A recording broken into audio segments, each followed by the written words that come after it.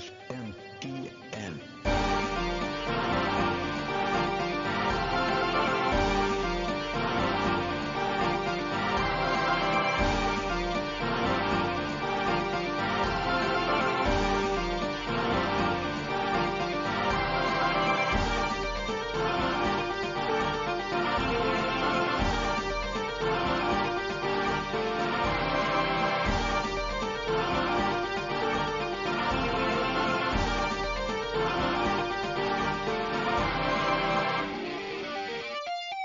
How's it going, everybody, and welcome to Shin Megami Tensei Network Link 170. I'm your host, Spencer Presley, and joining me this week is a man who's probably not going to buy any other Switch game after Xenoblade Chronicles Definitive Edition comes out, Mac. No, I'm not. I might get SMT5. I don't know about that, No, though. this year I meant. This year it's all over. This year, honestly, yeah, but only because what other Switch game is coming out this year? I know for a fact you've still not played and beaten Tokyo Mirage Session, so I can force you to play that. Yes, that is true. There's also the new Shantae game coming out, and I love Shantae. But outside of those, yeah, there's just kind of nothing coming for the Switch this year that we know of. They say that's like, don't you love how, like, when people talk about the Switch, like, I'm actually joking when I say that, and you're probably like, you don't like follow it like a super huge much. Like, the Switch has so many, just like, it has a garbage truck of games dumped onto it every week, physically and digitally, and I feel like only like the big games always really get talked about it. Like, I'm hearing people obviously playing a lot of Animal Crossing, which is the big one, but then there's like stuff like, obviously people are playing Streets of Rage and other like kind of games on there, but it's so odd to me because, especially as like a collector, I don't know about you, like, when I got my Switch, I was in the first year, I was like, I'm going to buy every game physically on the Switch, because, like, okay, the Switch is basically going to be like the next Vita, let's go, I'm all in for this system, and then I stopped after, like, 6 months or whatever, and looking at it now, I look at people who collect for the Switch, and I'm like, I literally don't know what's wrong with you, and if you collect for the Switch, I'm not saying this to you, I'm saying this to those people who buy every Switch physical game, and that includes, like, how do you have the money? It's not even that. Like, the money thing, like, you know, you've gotten to like a really like messed up state and mentality when you see these people on Twitter being like, oh my god, dude, like, I don't think I can like afford my bills because I bought all the Switch games this month. I'm like, dude, you're buying all of these games and you know they're not sitting here playing My Horse Stable to completion. They're just having it as like a little like checklist. I don't know why, like, as someone who's so into collecting so many things, the one thing I never really kind of like get around in my head, I don't get full set collectors. Full set collecting just seems like such a kind of like a joyless kind of thing for it, because, like, you know, so few of them actually like play those games. They might know about those games, they might kind of have like a cursory knowledge of it, but like every single game that I have, I can tell you what it is about, what I thought of playing it, and like where I was in my life when I got it. Like, each one is like a memory, even though I own like hundreds of games. Like, that's like, but there's a reason I don't own every Lego Ninjago game on the Vita. It's like, no, I know this wouldn't do anything for me, so why would I waste the money? Yeah, like, I'm at a point in my life where I think for the past 5 years or so, basically since I went to college, started going to college, I whenever I buy a game, I beat it. Like I kind of like pick and choose which games I'm gonna play because I love you say wanna get this my like money's it's worth. some revolutionary concept. Guy, have you tried beating these games we're playing? This is just why don't you just beat them? I don't know. I mean, I get it though, because like I am no stranger to like backlogs as well, and like that's like one of the weird things, especially with like all this extra free time I've had, and even though games have been coming out, I'm like, I've been extra motivated to like go back and like knock things off my backlog, but like even though I have all this money, I've been very unmotivated to just kind of like unless there's something like specifically that like is kind of calling out to me that like, okay, I have to get this, like if it's like a limited Vita game or something, like if it's not kind of that, like even little things like Streets of Rage 4, like the physical version got announced or whatever, and I'm like, oh, okay, I'll just wait till it hits retail. I don't need to like pre-order it now or whatever, or even like pick up like all the digital versions. I'm not like in the same headspace I was before of like, oh my god, I gotta get every version, gotta get every SKU, because like I used to be the kind of person for a couple of years where like I have games that I own a copy of on Vita, PS4, and Switch, and even sometimes I have like on PC as well. Like I used to like super like every system dip, and there are like a few games I enjoy doing that for because I love those games. Ironically, we were talking about Sega CD. Like I own it's really funny. I own Night Trap on literally every version except like Sega CD. Oh wow. No, that's actually probably not true. I don't own it on Sega CD, 32X, Panasonic 3DO, and I think there might have been a Philips CDI version, but like I have like every other version besides that. But it's just one of those like weird things of like there are like games that I enjoy having on like multiple systems for, but like as I've gotten older, as like super lame as this is to say, like unless it's like specifically for a thing I am collecting, because I collect for stuff that I want to play, I don't just like collect to own. It just seems more and more like useless to me. Like I'd rather save up for stuff like buying a house or like get like my wedding and stuff one day, like different weird things like that. Like you don't really collect too much yourself, right? Especially as a poor college kid, I'm assuming. Yeah, well, I actually graduated from college actually about 2 years ago now. But I am still poor.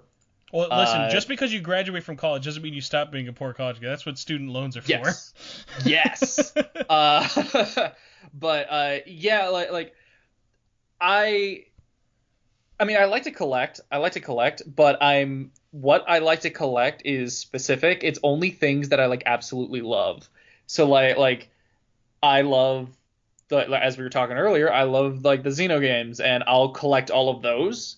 Like I went out of my way to get every single Xeno game physically, but it wasn't something that I was like active. Like I was like, oh man, I gotta get them all like right now, and I just had to spend a buttload of money. It was whenever I had some money left over, and if I ended up like I would like say go to a retro game store or something, I'd look around, see what they had, and then if they had it and I had the money, they'd be like, oh cool, I can get Xenogears for $50. Or I think Xenosaga, when I have all three games physically, and I'm currently playing through Xenosaga 1 right now, speaking of backlog, but for those it was like a total of $130 I think for me to get all of them. But I'm just not someone who collects every single little thing to completion, get every single thing, unless it's something I really care about. Like that's like why I really love seeing people posting, especially whether it be like on Twitter or our Facebook group, or people be like, "Here's my Megaten collection," because like this is like, "Hey, I love Megaten," or like, "I love Atlas." Like I enjoy these games because they mean something to me. Like no one is just going to collect all Megaten games just because they're like, "Oh, I like Nintendo games, so I'm going to collect all of these kind of things," you know? Like it because it just has more of a sentimental value to them. Like I Yeah. enjoy like that for collections a whole lot more. A weird little thing I'm going to give you a heads up on. I don't know if you know this is real, but I learned about this like a couple months ago, and I thought it was really interesting. You know the Steelbook design for Xenoblade Chronicles 2? Yes, I have it. So they actually made a CD Steelbook for Xenoblade Chronicles 2. It's in the shape of like a regular like CD jewel case, but it is that same artwork. But made out of a steelbook. It's very, very weird. I think it was like an Asian exclusive thing. Why make a CD one? It's a cartridge. No, because steelbooks can like come in different sizes. Like there's DVD Oh, you meant like cases. in the you meant in the size. I thought you meant like it had a CD circle in it. No, it does. Yeah, that's what I mean. Why? Well, like Why because doesn't it have like a little? because steelbook will have like different sizes. Like so they have like DVD size. They have like multi-pack. They have like Blu-ray size cases. PS3, 360. Xbox One, 3DS. Like here, a good example is like take because you know how like a 3DS case is kind of about the same size as like a CD case. Yeah. It's like that, except when you open it up, there's a spot for like disc in there, as opposed to like a cartridge. Okay, so if you want to if you want to have a Xenoblade 2 thing, like a disc case for Xenoblade 2, but you want to put anything other than Xenoblade 2 in there, then Well, that's what that's for. no, you put the Xenoblade 2 soundtrack. That's what it came with. It came with the Oh, Xenoblade 2 soundtrack. That's the I thing with it. completely forgot. I forgot that soundtracks existed. They do, and my favorite thing is like when a game is really extra when they put their soundtrack on a Blu-ray. That like gets me really fucking hard. Oh, oh yeah, oh yeah. Weird, God, weird, what was the? weird steelbooks. I'll say everyone should check out the Death Stranding novelization has a steelbook. It's an actual book What? in a steelbook. It's really Hold really on. trippy. I love that. I love that I can hear the keyboard. That makes it all the Oh, more interesting. I was hoping for that. Yeah, I turned off the RTX voice thing that's like keeps the clicking from going away. Do I want to know Uh, how much processing power that takes? Honestly, not a whole lot. It runs perfectly fine on my computer. It doesn't kill it or anything. Why does a book have a steel book? I mean, it's the world's first book steelbook. Why not? Also, let's be real. It's a Kojima thing. Like Kojima specifically requested this, so like I appreciate that greatly. All right, so weird books of steel and steel books, everything else aside. Yeah, like for collecting, it's always just been that like weird thing of I've never grown out of collecting, and I don't think I ever will. But yeah, those weird little like limiters of like I don't think it's the size of your collection that matters. Like I think it's actually really easy. Like let's take friend of the show like LaRue's example. By the way, everyone check out LaRue's collection video. Yeah.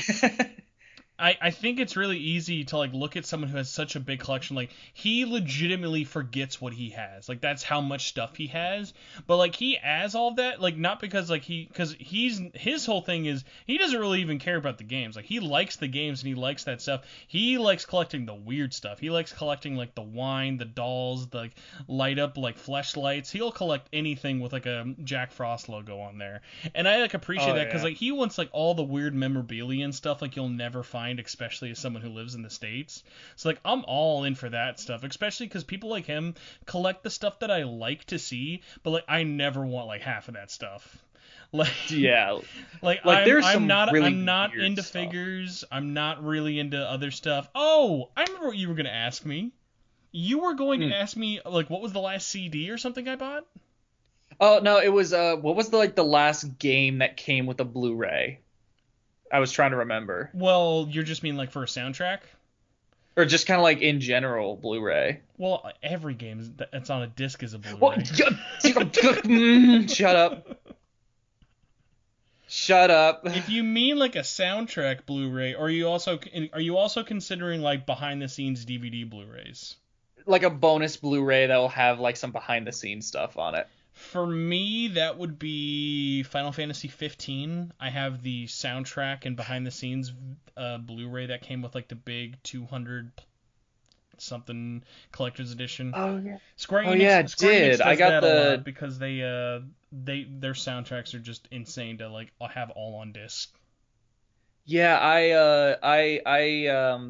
I remember I got the deluxe edition of Final Fantasy 15 that came with the movie. Oh, dude! Uh Shout out to Kingsglaive. Like, probably less than 1,000 people saw that thing in theaters.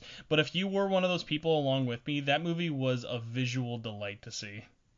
like that movie just from like a storytelling standpoint and from like a lot of things that from like a traditional movie standpoint, it's not super great, but in terms of like just being a fun popcorn flick with some like really good visuals, it's pretty strong. hmm But And I'm also, also a trash human being who likes Advent Children, so my opinion means nothing.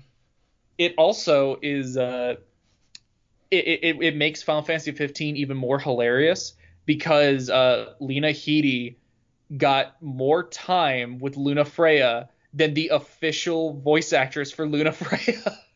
Whoa, you're and right. Sean Bean and Sean Bean got literally like 95% more time with King Regis than the official voice actor for King Regis I don't think the that world we saw. will. I don't think the world will ever actually know how into the Final Fantasy 15 world I am. Like I loved and ate up every bit of that like games like multimedia stuff. Like I read all the like extra novels and stuff for the canceled DLC. Actually, one of the things that I think people don't bring up enough that actually was an example of tying in anime to your game. I actually loved Brotherhood, like that little anime OVA series they did. Like Oh yeah, I Brotherhood thought was that cool. was really good, especially of like kind of telling you more about the boys without needing a DLC episode. But shout out to those DLC episodes. Yeah. Oh, by the way, just because we really need to fucking get this back into being about Atlas somewhat, uh, everyone out there, even if you're not a Final Fantasy 15 fan, just type in Final Fantasy 15 Episode Arden Battle DLC or like Battle Theme. Mac, do you know who did the vocals for the Episode Arden Battle Theme? No. The man, the myth, the juice, Lotus Juice, does the battle Oh! theme, and Oh! that track is the definition of lit and slapping at the same time. It's just slapping with Oh! fire. It's really great. I did not know that. Yeah, That's actually, the awesome. best part about those DLCs, like, there's actually a lot of really good things for it. They always brought in a guest composer, and which is like one of my favorite things about 7, because it just has a ton of crazy guest composers like working on different arrangements. So yeah, they have like just tons of like crazy composers they brought in for that. But either way, we brought up the juice. That kind of brings us back to Atlas.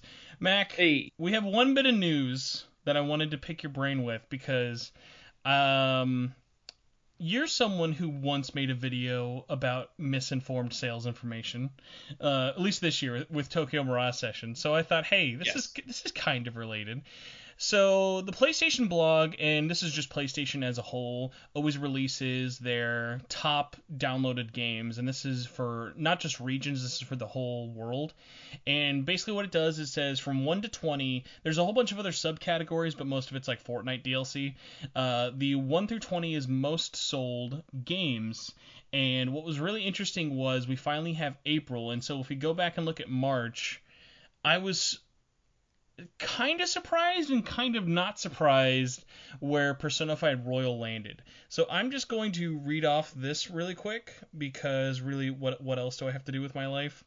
So for the month of March, we have starting at number 20, UFC 3, Doom, NHL 20, Sims 4, Resident Evil 2, Rocket League, FIFA 20, Rainbow Six Siege, number 12.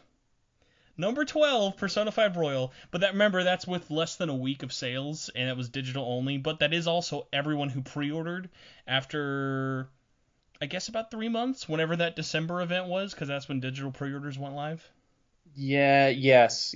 I think it was around that much. And then above it, a game that costs like $3, Tom Clancy The Division 2, sold more, Assassin's Creed Odyssey, The Forest, Neo 2, really surprising about that one. Neo 2 was another really big game that just came out that month.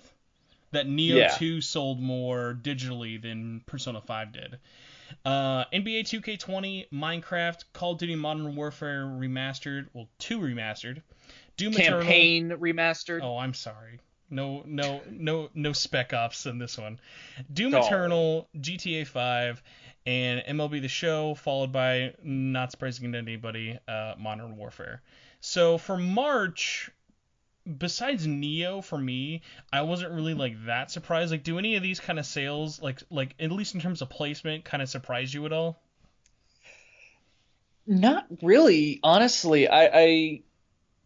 I guess maybe the Forest, but that's more because I don't know anything about the Forest. Forest I is like just one know of what those it like is. really popular games, and it was I think it had a big update that month, and then that's why it had a big jump up in sales. Okay. But yeah, But like, outside of that, yeah, everything makes sense. see, in my head, I legitimately thought that P5 would have at least cracked top 10. Because think of it like this.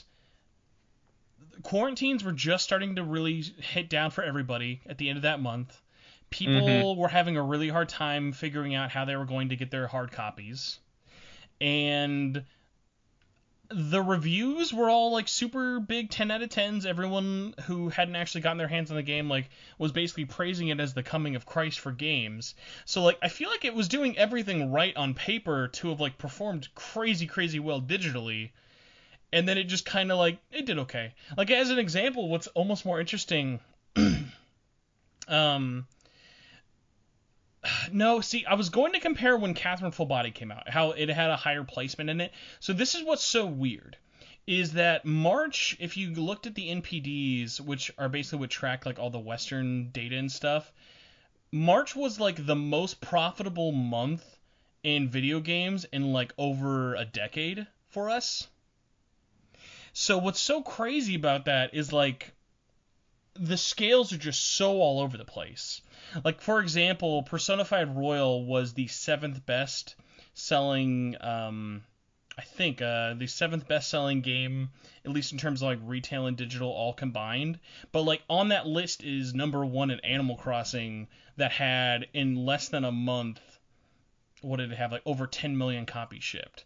So it's like Yeah, and now it's sold what Nintendo expected to be its lifetime sales in only 6 weeks. yeah, so it's like So it's really kind of hard to extrapolate it, because if you go through online places like the conventional online stuff, eBay and Amazon are making it look like copies are really really hard to come by, because those are the two big places that people look at. But for me and a lot of other people, if you notice, like on GameStop, Target, and like Best Buy, Persona 5 Royal is still in stock almost everywhere. Like places still have their Steelbook copies, and even other places like GameStop just got a couple more of their like collector's editions in. So it's clearly not like sold out of their whole first shipment, yeah, because Amazon's getting another supply at the end of March of more collector's editions too that Atlas is giving them. So like whatever that first allotment is, like there are still some sort of floating out there, and it's this kind of weird nebulous thing of, okay, really, what did Atlas kind of expect? Sadly, they don't really tell us in terms of sales. Like the last time Atlas commented on sales was for P5, and I feel like there's kind of like a weird bullishness right now. Do you feel like publishers are kind of like they either really want to brag about sales right now or really really don't want to? Because I feel like there's that chance of bragging about sales right now that's going to be like, hey, look, everyone's stuck at home quarantining and they had to play our game, so we made all this money. I I don't really think so. I feel like in general in the West, game publishers just don't talk about sales often unless they are like unless they are like really really notable, or like really exceptional. Um, but at the same time, like I wouldn't be surprised if there is some level of like, oh, we don't want to be seen as like bragging, I guess. But I don't know. I don't know. Uh, Regardless, yeah, we have absolutely zero clue what exactly it's done and what Atlas was expecting, and did this game succeed? Did it fail? Like we don't know anything about that. I think it's also hard because obviously right now what market has shown us, what market data has really shown us with physical versus digital, is that it is pretty close to 50-50, but that obviously doesn't apply to all game series. And I feel like with RPGs, it's really kind of hard to guess. Like for Persona and Atlas stuff, I feel like there are more physical collectors out there than there would be digitally, and it kind of shows this with the NPD. So I'm going to go through the physical NPD sales, and this is some physical sales combined with digital. It's kind of a hot mess, but just basically know that if it's Nintendo, it's not counting digital sales at all, and I think Bethesda also doesn't count digital sales at all. So number 20 for this is just retail and digital, not just PlayStation. Modern Warfare 2 Remastered, Mortal Kombat 11, Star Wars Jedi Fallen Order, Just Dance 2020, Madden 20, Pokemon, which I was very surprised about, Mystery Dungeon Rescue Team DX, Super Smash Bros. Ultimate, FIFA 20, Red Dead 2, Neo 2, Mario Kart 8, Borderlands 3, which had like a really really crazy price drop. I was like kind of wondering at first, like, why is Borderlands randomly back in the NPD? And it was like I think like 60% off for like all their editions and stuff. But hey, Borderlands is a good game, so good for you. Randy did some more magic. Oh no, He's a magician. No. Do you want to see him do some magic tricks? I have a great deal of respect for everyone who makes those Borderland games, because the guys at Gearbox don't ever get as much talk as Randy Pitchford does just because of being in the spotlight, but I, for one, actually really like those games and would wish that the team would get as much attention as Randy Pitchford unfortunately does. Number 8. Did you know he owns the studio, so he can do whatever he wants? Fun fact, because we have to go on a tangent every time shit gets brought up. Did you know that with all the pay shit that came up a couple of weeks ago, people actually didn't report on this, but some of the employees actually responded back, but this didn't get as much traction, is that they actually, Randy Pitchford actually offered up for sale 50% of his stock ownership in the company, because he owns like 60% or 70% of the company. So he actually gave up 50% of his stock to buy, for all the employees to like buy in if they wanted. Oh. So that is an actual like, hey, Randy Pitchford not always doing bad things, but hey, it's good job, Randy. It's always easier to like kick the horse when it's down as opposed to when it's getting back up on high heels. So number 8 was GTA 5, and then number 7 for everything all together was Persona 5 Royal. So jumped up quite considerably with that physical bump. Number 6 though is Doom Eternal, still selling better than that. NBA 2K20, Resident Evil 3. That has to be a really big standout, because remember this, Resident Evil 3 is the number 4 best-selling game on PC, PS4, Xbox One in March with 2 days of sale. Well, let's say technically like 3. With 3 days of sales, Resident Evil 3 sold, I think Capcom Canton said this, it was at least 3 million worldwide. So let's kind of extrapolate that and say somewhere over 2 million for North America. I think that is insane how well RE3 did in like just that first weekend. Yeah. Which, hey, I'm one of the weirdos who actually loved RE3. I have a such thing of like, hold on, Mac, you played RE3 Remake, right? Yes, I did. Are you in the camp who thought it was too short and didn't like it, or do you like it? No, I like it. I think ultimately what it more is with me is just it was a remake that had to follow up one of, if not the greatest remake of all time. So I think it's a little unfair, but at the same time, it's just the fact that like it had to follow up a phenomenal remake, and it just wasn't that same level. I think it was just in a bad place from the beginning. I don't know. It's still a good game, though. I don't know if I give it like more leeway just because like 3 and 2 are just so different games, like in terms of like tone and presentation. Like it was just kind of like I really needed 3 like when it came out. Like that was just such like a fun like day or two just to sit down and blow through. But I'll at least say this: love or hate Resident Evil 3 Remake, it at least gave us the amazing line of "stupid bitch can't even swim." Which is my favorite insult. No, that part's great. That part's great. Oh my god. Honestly, I think I at least appreciate that everyone can agree that RE3 Remake Jill is like now the best Jill, which is actually a pretty crazy thing to say. Jill was always my favorite of the Resident Evil characters, and now she's just even more my favorite. I was talking to a friend of mine. His argument was Rebecca Chambers is the best Resident Evil girl, which is like, hey, whatever, pick whoever you want. His reasoning for this was because Rebecca's just so cute. Like when you unlock the little like toy capsule thing, like you know how when you like play through Mercenaries, you could get the little collectible Rebecca Chambers from Mercenaries mode, and it'd be like, oh, they'll say like a line or whatever. Her only line was just like, I'm Rebecca. I was like, isn't that cute? I'm like, no, she's literally is like, your example was like, by that standard, Princess Daisy would be the best Nintendo character of all time.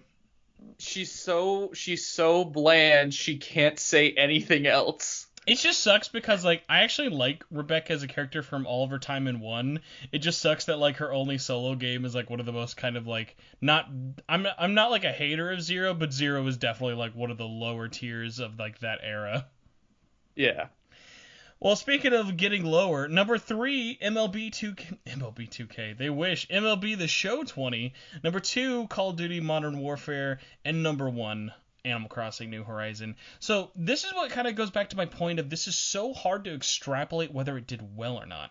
So you think number 7 would be pretty good, and you think overall 12th digitally might seem kind of low for a big PlayStation 4 exclusive, especially one that actually did get marketed by PlayStation, not amazingly, but at least enough. It got as much marketing as like say something like Neo 2 did. We have something like Animal Crossing that sold over like 10 million, something like Resident Evil 3 that in like 2 days sold over 3 million. And then we have Persona 5 and even Doom Eternal. Like, Doom Eternal hasn't even come out and, like, said their numbers. So it's just, like, this whole big weird thing of, like, okay, do we think it has done well? And I honestly feel like at this point, if it did as well as it might look now, I feel like Atlas would have said something by now. Because Atlas is not really one to, like, kind of shy away from, like, doing pretty well. But we just don't really, like, know what those metrics are. Like, for me, I would say it did better than it probably had any chance of doing in this current situation. Because, like, if you remember back when we talked about this, Mac, like, back in December, we were just dogging on this game for, like, it was just going to kill itself. It was coming out right by Resident Evil, Final Fantasy, all this other stuff, Cyberpunk. Like, it was just like, what are you doing? You're such a clown. Like, I do think that the, like, pandemic stuff definitely helped it. I just don't think, like, it got, like, the Animal Crossing bump where, you know, like, it felt like because everyone was stuck at home, everyone you saw on Twitter was just talking and playing Animal Crossing nonstop. Mm-hmm. Like, I don't think it got that. And they're still talking about it. In general, it felt like every game that's come out in the last 6 weeks or so has gotten that quarantine bump. Animal Crossing has gotten it the most, obviously, but Doom Eternal definitely got it as well. It hasn't lasted as long. I feel like Doom Eternal. I feel like the conversation for Doom stopped, at least outside of the hardcore fans. I feel like that stopped as soon as April rolled around. Yeah, I would agree. Maybe it lasted a little bit in April, but it still definitely died off. Then you're correct. Sorry, the conversation about Doom might not be in a good way, but it did continue into this month. Yes. And it's not so much about Doom as it is about Bethesda. But Doom just kind of like petered off. Resident Evil 3 also I feel like got a bump, but it's also definitely petered off by now. I feel like 3 had a lot more going into it based off of it being the follow-up to 2. I feel like that was like, not like it was riding on its laurels per se. I feel like no matter what was going on, people were going to be excited for 3 because of how much everyone loved 2. I don't think the current situation was going to help or hurt it really. Yeah. Unless you lived in the Philippines, because for whatever reason, the Philippines was like one of the only countries that like had a delay in shipment. Because there were some people talking about it online. I saw they had to wait like a month to get their copy of the game. I felt so bad for them. That's weird. Shipping, man, it's a weird world.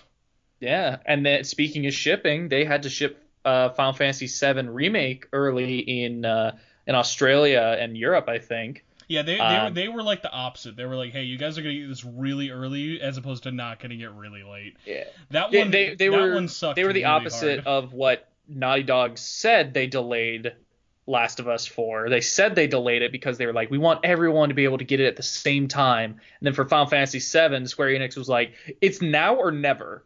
It's now or we don't know when, so we're just doing it now. Then The Last of Us 2 is such a can of worms, at least even from like just that first weird nebulous delay. I cannot get into it, especially just because like I'm in the camp of, hey guys, I'm gonna stay in my own little Last of Us world. I'll talk to you next month. We'll talk whatever you want to talk about Last of Us then. Until then, just let me continue my New Game Plus playthrough of the first one. But no, even going back to like little weird stuff, like I know this was like freaking almost a decade ago now, but like even stuff like Catherine Full Body they bragged about. The OG Catherine they bragged about. They actually never bragged about OG. They bragged about OG Catherine selling really, really well. They did not brag about Full Body, but I think Full Body for them was one of those ones of like, okay, this launched around like Borderlands 3 and a whole bunch of other big September games. Like, it was never really going to do gangbusters, but hey, I think that probably broke even. It definitely sold better than, like, say, the dancing games did, but Full Body never really had legs, and even in terms of sales, I think it doesn't even have it now. Catherine has enough of a cult following that it was worth it, but I don't think they were ever expecting it to do anything more. A lot of these re-releases really exist more to just like double dip on that dedicated cult following, and as well as, you know, get a couple more people in there, of course. But yeah, Full Body, I think is a bit more fine with not talking about it, I guess. I'm sure Well, it still did well. yeah, and I think it'll be very interesting to see how those Switch sales numbers are. And I gotta say, I am so proud of so many of the people I see online already. When Atlas is tweeting about Catherine Full Body leading up to its port in 2 months, I am so proud that anytime they are talking about the Switch version, you will see a couple of people in the comments being like, "Hey man, I'm already playing this game portably. It's on that Vita version you fuckers never released in America." And I'm like, "Thank you, internet. I need this level of spite. Never let Atlas forget that they had like one of the best ports on Vita, and they were like, nah." You don't need it. By the way, it especially looks bad now because they have successfully modded in, and it's actually a relatively pretty easy mod to do, that if you have Catherine Full Body, whether it be legally or illegally, there is a really easy way to mod in English, French, Italian, and like all the subtitle options that were in the Western one. So like now there is like nothing stopping you from just playing that full game on Vita. You know what's really funny? Early about this whole like Vita Catherine Full Body thing. Hmm. Sarah Wellick, the European PR manager for Atlas, Lil Oryx is her Twitter handle. About 8 hours ago, according to Twitter, 8 hours ago, 9 hours ago, Atlas West tweeted about how like, oh, Catherine Full Body coming to the Switch July 7th. Check it out. It's gonna be cool. And then she retweets it saying, "Can't wait for people to be playing this on the go." And then you just hear the slow rumbling of all of Vita Island coming up in the comments. They're like, whoa. I actually really appreciate Sarah. She's in one of those odd camps where like I feel for her in terms of her job, it kind of making her own fandom, it not really meshing together super well. So like, I know that Sarah actually really loves the Vita. Like she still plays a lot of stuff on Vita. She plays a lot of visual novels as well. Like she loves the Vita and she really likes it. But it's really hard for like when you see people being like, "Hey, I'm an employee at Atlas. I love the Vita too." And then like going back to the dancing games when we were like, "Hey, why did you guys not release them physically?" "Yeah, we can't do it, guys." And then you see all these other companies releasing all these games, and then it's like, okay, well, I know you would have wanted to do it, but like your company looks really shitty by comparison, just never doing this.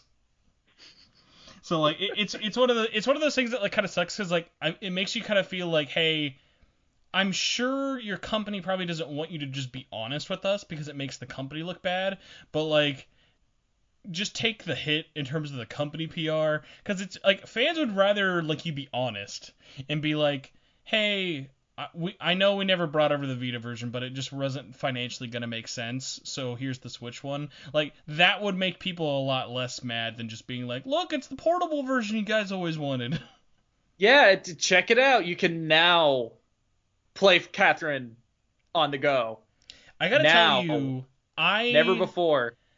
I don't think I've been less excited for a port of any Atlas game ever, because there have been so many for Catherine. Like, where are you at? Because I know you're a big Catherine fan as well with me, but like, I don't know, dude. Like, something about Full Body on Switch, it's just hitting me like. It's just hitting me like the most neutral fart. Like, you heard the guy next to you fart, but there's just no smell and it's no linger, and you're just kind of like, oh, okay. I mean, I'm not gonna move, but I mean, it happened. I would have it's whatever. It's gonna happen if it happens. I think the thing I'm most excited for about Catherine Full Body on Switch is that it has the chance of giving my Catherine video a second life. Give me more views, please. Because it did slightly better than like my standard, but I would appreciate it if it got more views. But because that thing is 45 minutes and I worked my butt off, and I'd appreciate it. Go check out my video, please. But I just kind of, I mean, cool. Catherine's a great game. I am happy more people get to experience it. But I just don't care. I just kind of don't care because I already played Full Body. I remember thinking when Full Body was coming out that like this kind of gameplay would be perfect for like the Switch, uh, much like how it's great for the Vita. But it just didn't happen. So I got it on console. I got my fill of it, and now I'm just kind of good. Like, dude, do you know that Catherine on Switch is the 5th platform this game is going to be re-released on? Let me think. There's There's PS3, no. 360. So re-released on. Oh, re-release. Yeah, this is just the 5th re-release. This will be the 7th total. But like re-released, we have Xbox One with backwards compatibility. Yes. PC for Catherine Classic. F in the chat for anyone who bought that. Why that still bugs me. Why would they release that or like announce that less than a year from Full Body coming out? Oh, dude, there wasn't even less than a. Well, sorry, yes, that was less than a year. Dude, do you remember they released that a month before Full Body dropped in Japan? Yeah, it's like, why do this? Why do this? At the very least, offer Full Body as like a DLC or something. But like, why do this? So the reasoning behind that at Atlas/Sega was similar to with the Yakuza 0 PC port. Was basically they were just like Atlas in the West and Sega just basically are begging Japan, like, let us show you that people want to buy games on PC. Sega has a lot richer of a catalog and a lot easier stuff that they can kind of do to port things in their porting house. So Yakuza was a little bit of an easier kind of pull, but due to exclusivity contracts and other things, in terms of modern Atlas games, they really didn't have a lot that they could really do. They can't really ask Vanillaware to get like something like an Odin Sphere or like a Dragon's Crown, which I think actually would have been a lot cooler of a port to see like, hey, look, here's Dragon's Crown Pro now on PC as opposed to like a Catherine. Like Catherine being on PC is cool, but like when you like optically having it that close to Full Body and still no word on if a PC port is ever happening, it just still looks bad. So unfortunately, it kind of did the nebulous of it, because I feel like when Yakuza came to PC, it almost had like the Yakuza 0 moment again. Like when Yakuza 0 came out in the West, it was like, holy shit, like people in the West can really get into these games. And then the same thing happened for for PC. It's kind of happened to a lesser extent on Xbox, but I want to talk to you about something about that later. So it's been so interesting to see like that those Yakuza PC ports really, really kicked to that series like gear up in terms of, oh, okay, cool, the West actually cares about this, like we can justify this to ourselves.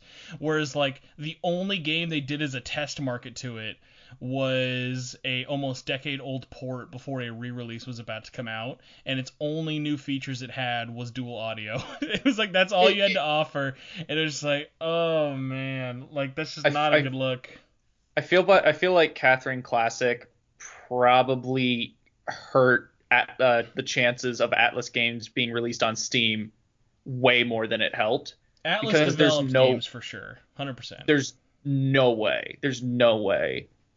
You just don't hear a lot of people like even talk about it. Like I hear people talk about playing Yakuza on PC a lot. Like when those games go on sale, I feel like I always see people being like, "Oh my god, dude, you can buy like Yakuza, like Kiwami 1 and 2 and 0 like for a really, really cheap price." And like, yeah, I'll see it for Catherine, but no one's ever shouting for it, because it's like, hey, it's the best version of the oldest version of Catherine. It's like, It has that stipend, so it makes it harder to recommend it, so fans aren't as excited. Especially because, like, Catherine Full Body is, like, you can pick that thing up for, like, $20 to $30 on PS4, so it's not like it's that hard of a financial jump to get through on PC, but that market probably is not really feeling, like, very satisfied. That's, I was doing a spoiler cast with the Midnight Channel as a guest, and one of the things that got brought up of like, it's kind of like how in my head, in my Twilight Zone reality, there's probably going to be a Persona game even after Scramble is released on Switch before P5, because think about it like this: they saw the reception to Catherine Classic. Do you think that, like, imagine this shitstorm if they released just vanilla P5? on there and not Royal. Because think Oh. about it, the exclusivity contract for Royal is too fresh. That thing is not even 12 months old. Like there's no way that is coming to any other system anytime in the relative future. Like let alone the absolute soonest you're waiting 2021 for it. So think about it like this: like they probably could have gotten P5 out on Switch, but it would have been P5 Classic. It'd been like, imagine they released it like January of this year or whatever, and it's be like, oh no, well, why? You're just gonna make people mad then. Oh man, it's just it's frustrating. It's really frustrating. But no, my point of like things that I could see as making sense but would still make people mad, unfortunately, like a port that would be really great would technically be a RPG Persona and be on Switch. Like if they just did like a super basic upres and just made Q1 and 2 as like a double pack on Switch, be like, oh, that'd be great. But I could already see in my head all the people complaining that they got Q and not 5. Yeah. I feel like if anything happens and it's not 5, it doesn't even matter. Honestly, I think if 3 and 4 were brought to anything, people would still be upset it's not 5. I gotta tell you, it like there's weird things about port begging. Like there's different levels of how I react to it, but something about when I see people getting mad at Golden being exclusive just really gets under my blood. And I don't know if it's because I'm just like a huge Vita fanboy, but like the fact that like people see Golden as like a Vita exclusive is like a negative against it, I really hate. People are like, oh, the only way you can play this game is on the Vita. Like, you're asking me to, like, buy this, like, system for it. It's like, there are so many games that are like that, and it's just, like, so odd to me that, like, I hate the fact that people view the idea of buying this system that, hey, has hundreds of other RPGs just like Persona that are also amazing. Like, there are all these franchises like Ys, I want to say Criminal Girls, but I know someone will probably shit on me for it. Like all these like crazy other like series of whether it be like the Trails games. Like there are so many awesome RPG series in the Vita. It's not like the Vita, unfortunately, because of everyone always thinking its default best game is Persona 4 Golden. It's like people legitimately think that's the only good game on the system, and it's like so infuriating to me. Like, yeah, ah. I totally get that. I totally get that. It's just there's more to offer than the mainstream stuff. Mm-hmm. Like just because like of course people are gonna look at P4G as like, oh, that's gonna be the best game on Vita. Like that's not the only thing. Just because it's the most popular thing doesn't mean it's the most. It is the only thing. Like you got to look deeper. And don't judge the whole thing. Don't judge an entire system based off of what's popular or what you recognize from it. That's like my favorite thing is when people talk about like recommendations. I always be like, hey, obviously you already know P4G is going to be like on everyone's recommendation list. Is I like to go out of my way of like thinking of the games that I like better than P4G on Vita. Of like, hey, this is like one of my favorite games of all time. It's not even like my top 3 on my favorite system of all time, which I think is it's a testament to not only how good that system is, but like how many other games for it. Like I was in a chat recently, and this comes off a topic I had with LaRue a couple of weeks back. It's like most people don't know this, and I think I want to shine a light on it probably when we kind of get to more slower months of like looking for different stuff to play and talk about as a community. But like the PlayStation Vita has more SMT-like games than I feel like any other system does in history. Like there are so many different like just SMT gameplay-like games, not even just The Lost Child and like P4G or whatever. There is just like so many different like kinds of games that like scratch specifically that SMT itch more than like any other system out there, and that's like one of the things like I super love about it. Like there's this one developer out there called Experience. They basically just make SMT games, but they can't use the license, so they just try and think of as many different stories and graphical like elements to make them as different as possible, but they basically just make the same kind of like RPG, but they just obviously they'll change up the systems and different things like that. And I appreciate that because like they even were like super them and the developers of Lost Child. Like one of my favorite interviews of the Lost Child is also one with the Kaneko in it, of like them being like, hey, we wanted to make an SMT game. Obviously we're not Atlas, so we just basically tried to make the like our best version of an SMT game, even though there's not one on the Vita. Because actually it goes back to both of us not playing our Switch. Like, you and I both know there are tons of games on the Switch. There's just nothing that really, like, scratches that itch for us. Even though there are all these games. And one of the big holes in the Switch is, like, not RPGs, not JRPGs, new and exclusive RPGs. Like, when you think of exclusive, brand new RPGs, there's not a lot. And also... Just gonna say this because I want at least someone listening to this. Hopefully they can relate to me somewhere. There's a special spot in hell for anyone out there on the internet who describes Monster Hunter as a JRPG. Something about when I hear that, it just actually makes my blood boil in a way that like I almost get Nom flashbacks. I'm thinking of like when it comes to like the major RPGs on the Switch. Of course there's Xenoblade and Fire Emblem. There's those, and then there's like Octopath, but Octopath is no longer exclusive. It's on Steam now. You know what? I don't count that. Like the ones I don't count are like the ports. Like I won't let you count Final Fantasy 7 through 9. If it's a game that got ported to another system later on, that's fine. Like when we're just talking about the games that launched as a hey, this is like a good example is I don't think of Dragon Quest XI.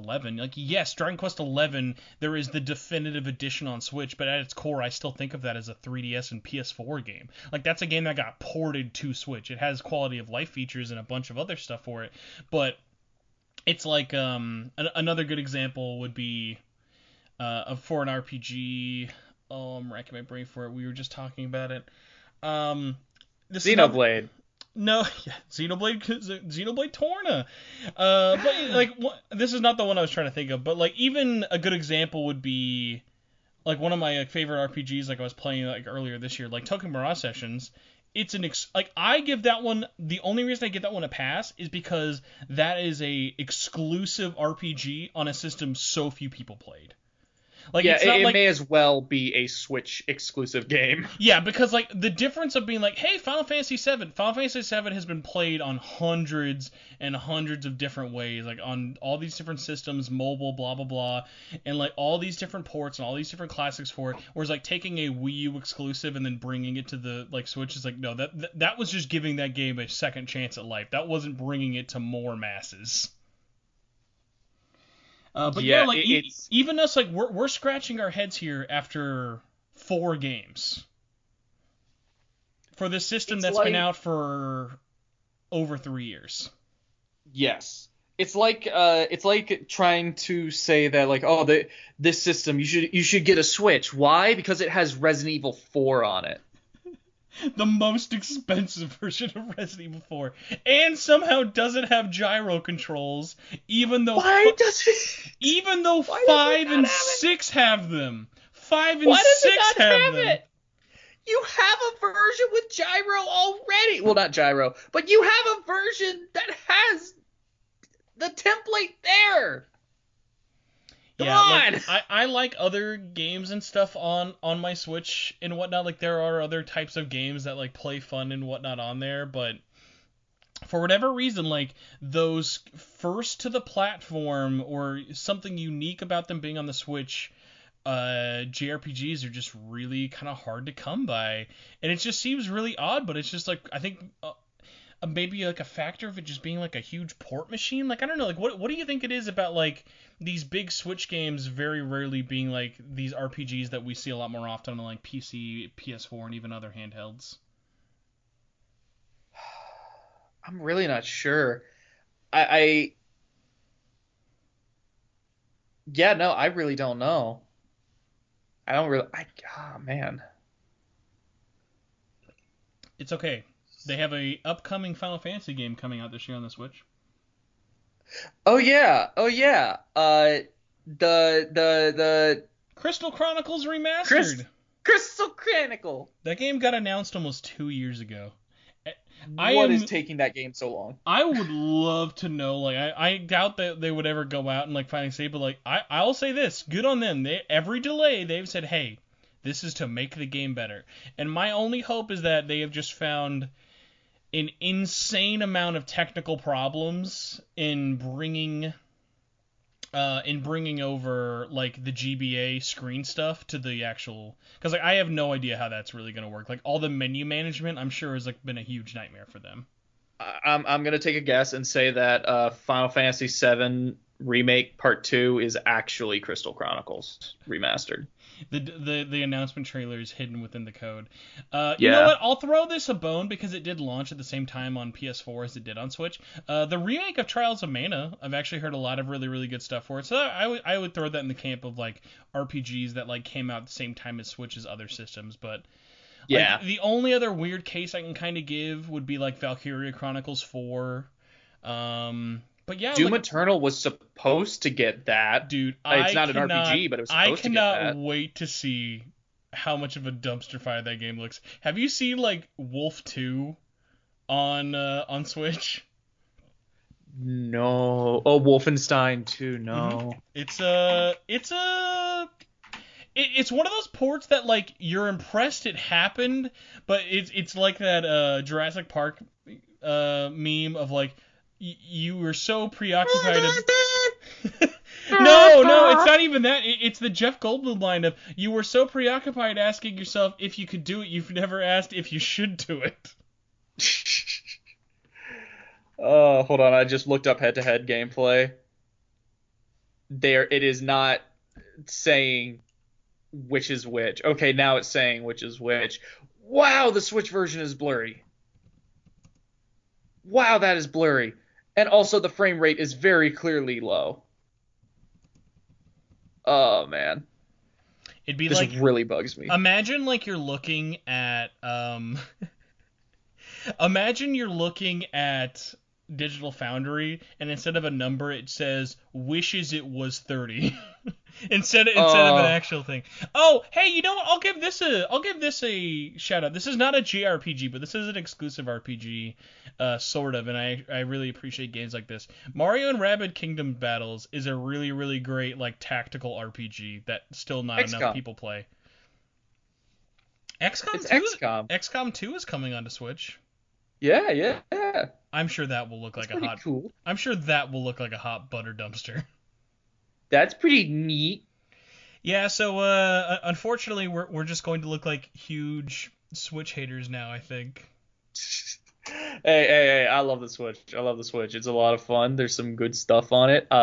It has Xenoblade Definitive Edition on it that automatically makes it a good console. Oh, hey, you know what? This totally counts, and it's a JRPG because it was made by Team Ninja. Holy shit! I'm surprised I didn't think about this. Ultimate But Alliance 3 is totally a JRPG. It's an action. It's an action oh, JRPG. That's a JRPG, and it's exclusive. yeah, that's a That counts. That 100% counts because that game has a lot yeah. of that game has a lot of number management. Let me tell you. That was made by Team Ninja. Mm-hmm. Shout out. It's just Hey guys, you know those guys that are making Scramble, that game I keep telling you is gonna be really fucking great? Yeah, because Tecmo Koei doesn't just make trash games; they only make trash Dynasty Warrior apparently. yeah, yeah. And then Ninja Gaiden, which they made good, and then they made good but in 3D, and then they made bad. Before we move on, because this has been very, very long of a tangent, but I appreciated it, you going on this journey with me. Ye- How is this insulting to Pokemon or to us that we didn't even once think about listing Pokemon? Oh we were God. just like, it's a baby game. We're not gonna talk about it, I guess. Oh, I completely forgot about Pokemon. Somewhere out there, there's a very, very sad, Pokemon name I'm forgetting. Oh man, I liked Pokemon, and now I don't. What ruined it for you? Honestly, ever since X and Y, I've been feeling like it's just I've been getting like more and more disappointed. Where like I thought Sun and Moon was better than X and Y, but I just always had this feeling of like it it just felt like it wasn't living up to its potential. And then Sun and Moon was an improvement from X and Y, but it still didn't reach that full thing. That it's full. It still didn't fully reach it. And now with Sword and Shield, I'm just kind of fully like I don't want like I'm kind of feeling like everyone else, where I feel like they're just kind of their priorities are in a place that I don't like it. The direction they want to take this series is just not what I want. I get that. Also, if you go to the Switch, the official Nintendo Switch website, I don't know what this says, but Nintendo has a section for great role-playing games on the Switch, and even they didn't list Pokemon. They also listed, questionably, Astral Chain. What? Which I'm gonna need someone to explain how they think that is a Switch RPG. That is not an RPG. It has RPG elements, but that is not an RPG. Yeah, sorry, fam. That is an action game with a skill tree. That is a character action game with a skill tree. I'm really scared because according to Nintendo's website, it says there are 600 RPGs on the Switch. What is an RPG? I would love to know what category we're talking about. By the way, we do have one upcoming RPG that I guess we could give a shout out to. That is exclusive. No, that's not even Xenoblade. I honestly almost wouldn't even count Xenoblade. Like Xenoblade's in that weird one of like they're adding a really sizable amount of work into it, but because Xenoblade has been ported also to 3DS, it's kind of in that case of like, it's like on one of the most best-selling systems of all time, and also like other things there are multiple reasons for it to be coming to Switch, and I'm like super excited for it. But like one that I think we should give a shout out for. I mean, the first two games are hot trash, but there is a chance Bravely Default 2 could be good, and that is a exclusive JRPG. I'm leaving this call. I'm done. Is it because I trashed on Bravely Default? Yes. Dude, you cannot say that first game is good. It makes you beat it 5 times to beat it. Yes, that part sucks, but everything else is really good. You can't say everything else is really good except the part where it makes you beat the same game 5 times. Yes, I agree. That part sucks, but the rest is real good. Oh my god, dude. That's that really hurts. Like everything involved in that really hurts me. Bravely Second does something similar, but they do it infinitely better. They tackle a similar concept, but they do handle it infinitely better. I never actually gave what was it, End Layer or Second Layer? End Layer. So I never actually gave that one a shot just because of how offended I was by the first one. Like, I totally get it. The developer even actually in interviews for 2 were like, hey, the fan feedback to 2, we understood why it wasn't as positive as 1. Like, what was the reasoning 2 just never hit everyone as hard as 1 did? I don't know.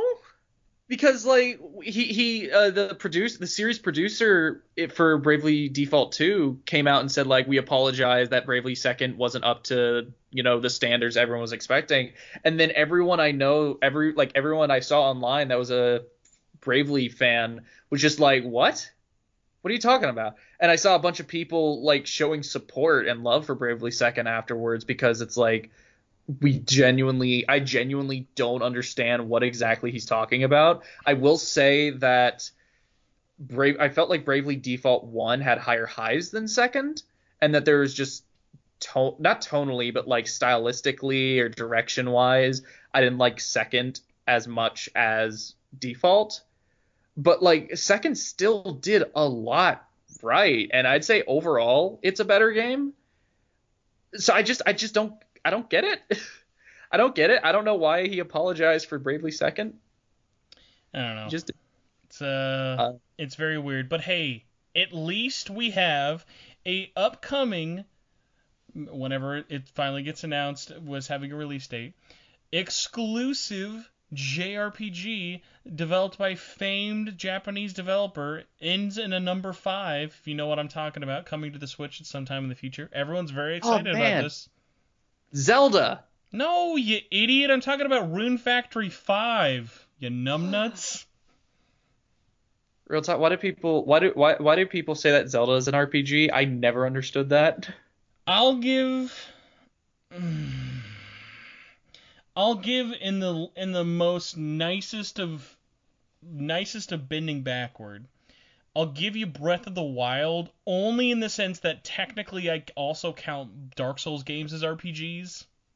Like action RPGs, obviously, but like those are very heavily into levels. No, but there's not even levels for Breath of the Wild.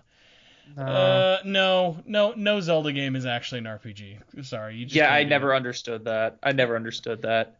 But yeah, sadly, you did not fall into my SMT5 bait. But I know people Honestly, out there do care about Rune Factory. honestly, I was thinking you were talking about Yokai Watch.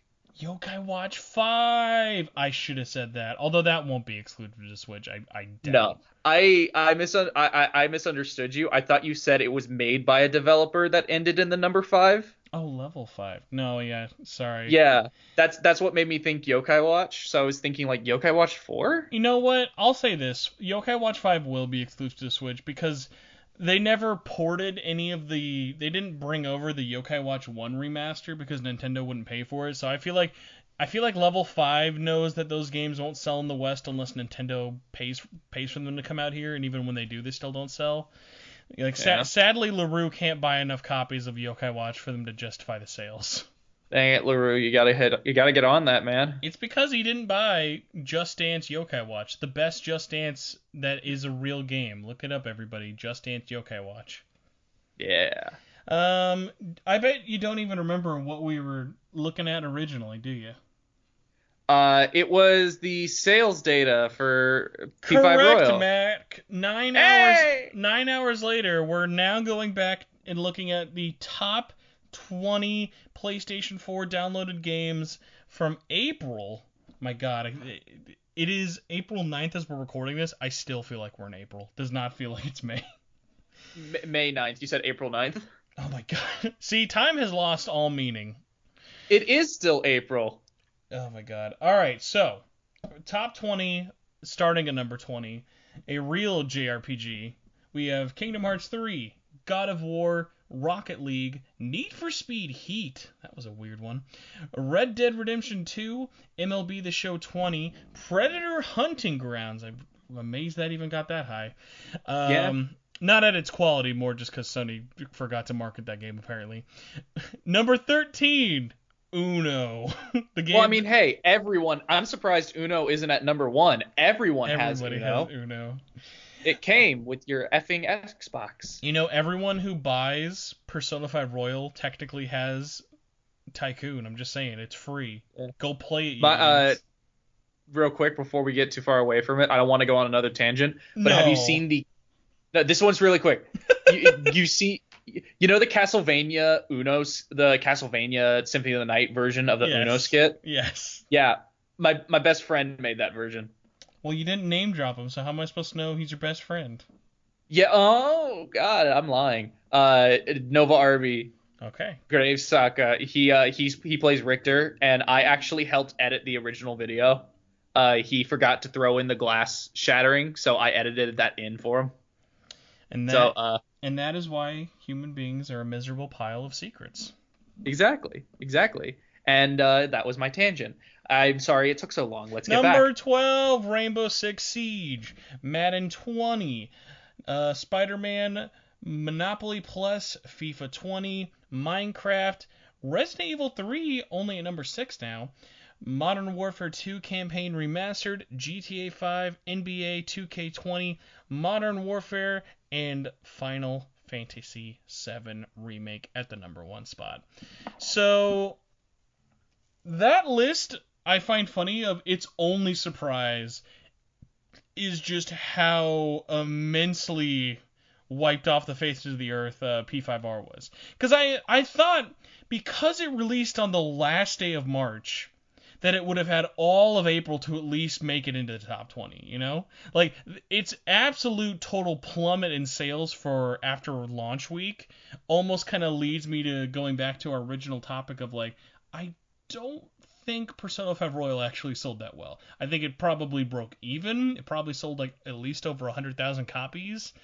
But a good example of this, and I don't know how really big your sort of circle would be into this, but Mac, for you, how many new people have you seen jump into Royal as their first entry into the series?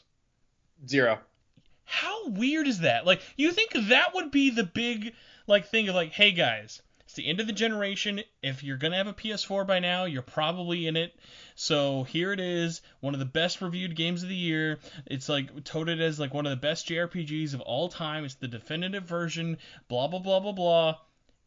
And I feel like nobody out of my thousands of people who engage with me every day, I haven't heard a single person on Facebook, Twitter, YouTube, MySpace, Pornhub, anywhere. I haven't heard a single person be like, "Oh man, I'm so excited! This is my first time playing P5."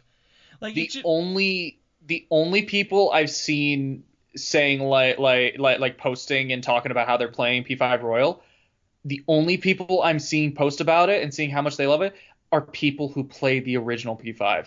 Yeah, and that's what makes the whole conversation thing seem so weird, because, like, real quick, there is a very small minority of people who have not played P5, but that's because they were already existing Atlas fans and they knew that Royal was going to happen, so they were waiting for Royal. Dude, I have not even seen any of those people. I've seen, when I say a small handful, I mean like less than 5. I'm sure those people exist, but, like, at least for us, like, even us who were all shitting on Royal when the reveal happened in December, like, even all of us were like, man, like, this game is having a hard time, like, kind of hyping us in with its trailers and announcements and stuff. Like, even us, we were like, when we were playing OG5, we knew there was going to be a re-released version. People were, like, going to call it Royal. People were going to call it, like, Crimson. Yeah, Crimson or whatever. Like we were like we know re-releases of JRPGs happens with certain companies. It's just a thing. Like, when you play through, and it's less so now with, like, Square Enix games, but, like, God, back in the day, like, you knew when Final Fantasy launched that there was going to be, in some weird way, shape, or whatever, a final mix or, like, an international version. Yeah. So, kind of weird, and, like, it even was odd because, like, even the marketing kind of didn't really feel like it. Just all felt like it was catering to fans who were already going to buy it, which then just kind of makes you go back and to be like, wait, so why are you spending all this money on marketing if this is all just for people who were going to buy it anyways, you know? Honestly, I feel like Atlas knew that it was only really going to sell to existing fans.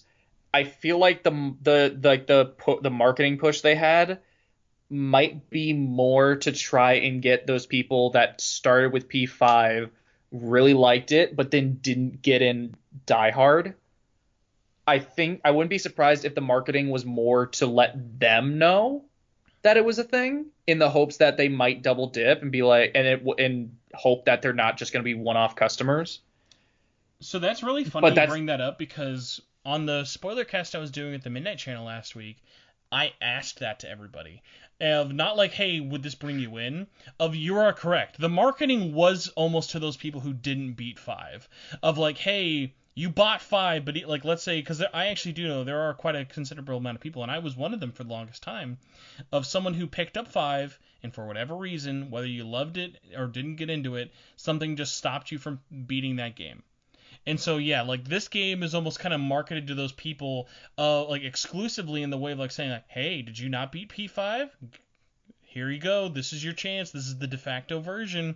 But what's so funny about that is everyone I've talked to who's beaten P5 universally agrees. If you dropped P5 for any reason other than, like, say, like, for me, like, something stopped me from really kind of committing the time to getting in there. Like, if you fell off of it because of you not liking an aspect or two, that aspect that you didn't like is still in the game. Like, so if you stopped it because, like, I didn't really like this mechanic, or, like, the story was just kind of, like, hitting, like, really flat for a while, like, all those low moments are still there. So, like, it has been so funny to me, like, I've seen people who will pick up Royal and be like, I didn't beat P5. Like, a great example is, and I brought this person up, I think, on last episode, but someone had basically bought P5 because I like RPGs. I'm gonna buy P5 because P4 is a game or whatever. Like, not there's anything wrong with that, but, like, you know, like you're just bottom of the barrel. I am a fan because P4 is popular, so I'm going to buy P5 because I know that P4 is popular. So, like, kind of like that crowd. Like how. Like, let's say P5 sold so well because of all the years of people saying how great P3 and 4, especially Golden War, you know? Like, how that had a lot of that bump and anticipation into that. So, like, people who, like, this specific person was someone who kind of was, like, leaning in and going off of that hype of they bought 5 and they fell off of it. Then they rebought Royal literally just because they were like, oh, they were the person we just said. They were like, well, they didn't get into 5 all the way, so they were like, well, let's make it right with Royal. Which, by the way, if you paid over $60 for a video game, you shouldn't have to buy that game again for $60 to motivate you to beat the game you didn't beat 3 years ago. But that's its own problem. I am still very much in the camp of maybe not, like, Royal couldn't be DLC, but at least offer some kind of, like, upgrade. So like some discount or something. So yeah, like, all that aside, the best part was, like, watching them over, like, a week of playing it or so on Twitter, and then being like, I'd rather play P3 again. I was like, oh, how do you go on that? Like, how do you go, like, all right, I'm gonna play P5? Nah, I'd rather play P3. Like, it's such a... You see, in order for me to have fun and enjoy what I'm doing, I need to shoot myself in the head. It's just such a weird thing for it, but yeah, like, I'm willing to bet, and even just kind of, like, throw it out there, not even because we haven't heard any solid facts, but, like, this hour-long news article discussion / Switch rant, I just can't feel with any confidence in my body that this game sold well. Like, it sold well enough, but, like, nothing that you're ever gonna, like, kind of see them, like, brag about, you know? Yeah. No, we're not gonna get these, like, here's special art of Persona 5 Royal selling over 1 million units or anything like that. I think by now it probably did sell over 1 million, including, well, no, because it did about 400,000 by the time it came out in America. So yeah, it's always weird because the way they include Royal sales is they just add it on to 5. So, like, when Royal sold almost like 500,000 in Japan, they were like, now it's like at 3.3 million. Like, I don't think that's how that works, but okay. Speaking of, by the way, because you do not have a copy of P5R, you've been a busy boy. You've been practicing your torture of restraining. You've been P5R edging. Are you waiting for a certain price? Like, what's your headspace at personally for when you think you're gonna pull the Evoker trigger? Honestly, it's mainly, like, the reason why I haven't gotten it yet is because I just, money, and I would rather be spending money on games that I haven't played before. Even if P5 Royal adds in a lot of stuff, I have already played that game, and as in terms of, like, just the core, it hasn't changed enough for me to want to, like, oh yeah, this is on the same level as an FF7 remake. Meanwhile, for, like, Xenoblade DE, that's something, it is at the core the same game, but it's my second favorite game of all time, as well as includes an entire new chunk of, like, story. And to me, that is enough on top, like, put those two together and that's enough. But really, in terms of what I'm waiting for, I guess it's just when I have the money, and I guess when I have the time. really. Did you When I have the ever money, when I have the time. have you found yourself having any moment of FOMO with the game? Whether it be when you saw reviews coming out or when, because I know like it's very weird like with our little like content creator little group chat we have in Discord. It's very funny because like I have to keep reminding myself only 3 of us in that chat have beaten the game. And Yeah. honestly, the only person else who hasn't played it is I think LaRue. I don't think anyone else really has it, and everyone else is just kind of be like, I'll get to it when I get to it. Yeah. I for in terms of like FOMO, the things that I am like, oh, I would really like to mess around with that. I think the My Palace stuff is like that looks really interesting. I would really like to mess around with it. Um, but outside, and then of course there is like the new story content and the entire third semester. I think that like all everything I've heard from that sounds really interesting. Also, I have had it spoiled for me. You're disgusting. Uh, I've had it spoiled for me, but what I'll say is I had the original P5 spoiled for me, so that's not exactly anything I new. feel My like relationship with I feel P5. like we can give enough of a spoiler warning that someone could like press the skip 30 seconds ahead button on the podcast app or whatever they're using. In like one sentence, explain to me what got spoiled for you for P5 because I would really be curious what like how you can spoil that in like a quick little thing. Like Royal has a couple of things you can easily spoil.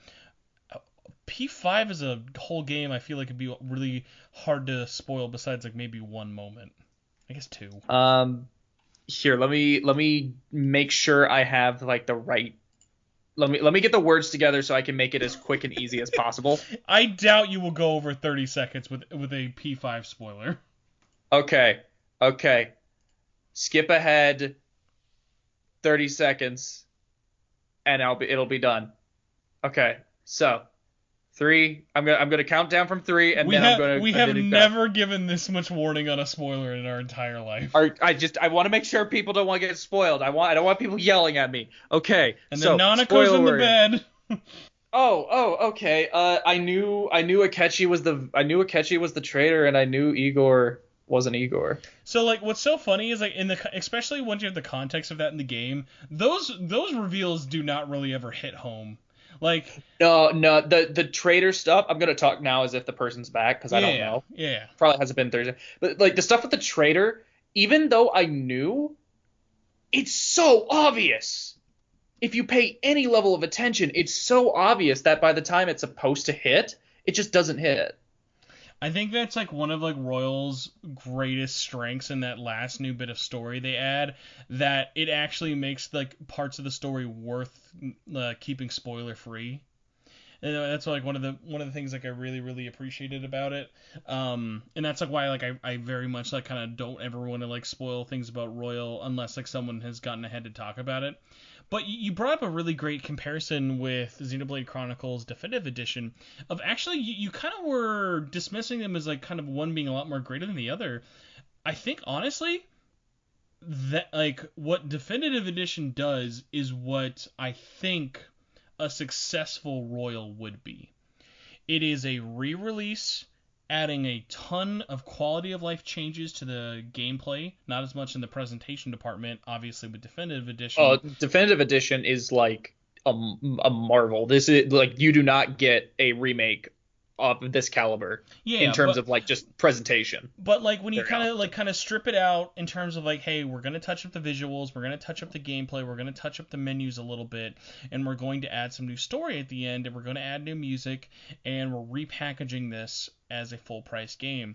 They're very similar in that aspect, but I think there's 2 things that keep them from attracting a lot more of a new audience or people who might not pick it up, even if they played the original. So with P5, it's less of a thing, but the third semester having to replay the entirety of the vanilla game's content to get to it, Yeah. that new content never has anyone bragging enough. Like no one's talking about a palace change in Okumura's palace that's gonna make you be like, oh dude, I gotta fucking play this again. Oh man, they added grapple points that just make traversing previous palaces easier. It's the grapple points have as much depth as looking for ladders and 2x4s in The Last of Us to walk over gaps. That's how much depth the grappling hook has in P5R. I don't want to I don't want to brag on people too much, but I think the most ridiculous, most like not paying attention, or like the most like just blind fanboyism I saw when it came to like just how big of an upgrade or how big of a difference P5 Royal was. I saw people claiming that all of the palaces were completely redone. Well, Because remember that is how the game is advertised. Like there are press releases like when you got your review code, part of the thing with it is like totally rework dungeons, and then when you get in there, you're like, no, you added you added will seeds and took out some stuff, and like there are things that are reworked for the better in the most case, but like it's definitely like you're not gonna be playing this after playing P5 even with 3 years of gap in memory for other people. You're not going to be like, whoa, was this in Kamoshida's Palace? I had no idea. Yeah, you tweaked it. You didn't redo it, you tweaked it. Yeah, so like stuff like that I think is a big deterrence, like in the terms of the story. Like, because I don't think people, for the most part, the praise is very universal, even with the more negative critics like me, for Royal. Everyone I've come out have heard talk about that game, we all agree that third semester is the best part of the game. But you all have varying different sides of like, hey, are you ready to play another 80 hours to get to it though? That's the whole big question. And that's a big question, because then going back to the definitive edition, you can if you don't want to have to replay the game again, you can just jump into Future Connect. You can play that new epilogue and have nothing stopping you. But I'm debating, like I'm fighting myself over whether I want to just jump straight into Future Connected or not. You gotta replay it. I'm gonna replay it, but there's still that part of me that's just screaming. It's going to be tough for spoilers, because there are going to be those people who just jump into Future Connect just so they can like have that wait list. Like, like when there's a game you're really worried about getting spoiled for yourself, of like until you finally have it all done, there's like that wait of like, oh my god, am I going to like get accidentally spoiled one day?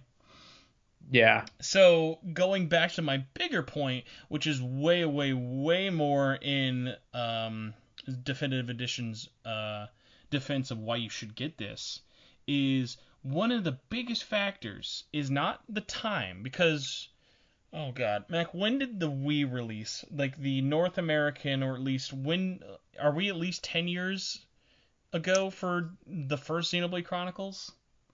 8. The game is 10 years old because it came out in Japan in 2010, but it released in America in 2012. Okay, so depending on where you are, an almost decade-old game is getting brought over to a new system. So all those changes on top of that, you're going to have that like level of, oh my god, dude, like, because even someone like me, like, I haven't touched the game since the new 3DS version, and that was like almost 5 years ago or so, of like, oh man, like, I haven't touched this in so long. Add the time onto the fact, and this is the biggest factor, it is on a new system. That makes such a considerable difference in terms of hype. Nothing drags P5's hype down less than the fact that it is only coming out 3 years after, and it's on the exact same system it launched on. So, like, that one is just kind of like, it really makes you scratch your head and be like, okay, so I have to pay full price again, and I know you added new content, but, like, compare that to Xenoblade, not even really comparing the games, but just like comparing the thing of like a game I waited 10 years to play on a new system with new content, or a game I beat 3 years ago on the exact same system. And I think one other factor actually that really sets apart Xenoblade DE and Persona 5 Royal is the fact that, think about what's happened between the original release and the current one. For Persona 5 and Persona 5 Royal, nothing's really happened. It's Persona 5 blew up, and then the spin-offs came out, but the spin-offs didn't exactly do very well. You know what's so weird? You say blow up. I know what you mean, but like it's really sad that like, oh, it's like not in the good way. It's like it didn't blow up as like, oh my god, have you guys seen all the, well, okay, so it's weird, like P5 as a popularity series, it's so weird. P5 as a game blew up. That game did very well. That game has a ton of merchandise. That game did very, very crazy. P5 as a brand blew up in a negative context. P5 as a brand has had to really struggle to stay relevant and actually universally get as much praise and acclaim as the original P5 did, which P4 never really had, which is crazy when you think of like P4 had fucking dancing games and 2D arena battlers and got more universal love and acceptance in the fandom than P5 spin-offs did. Mm-hmm. Mm-hmm. But anyway, with P5 to P5 Royal, not a whole lot has really happened. But when it's come to Xenoblade, the entire Xenoblade franchise has happened in between the original release and now. Even between the 3DS release and now, so much has happened. X came out, Xenoblade 2 came out, Torna came out, and especially with 2, the series. Oh, and Shulk got into Smash. That's another thing. That's a you can't even say that's like a kind of thing.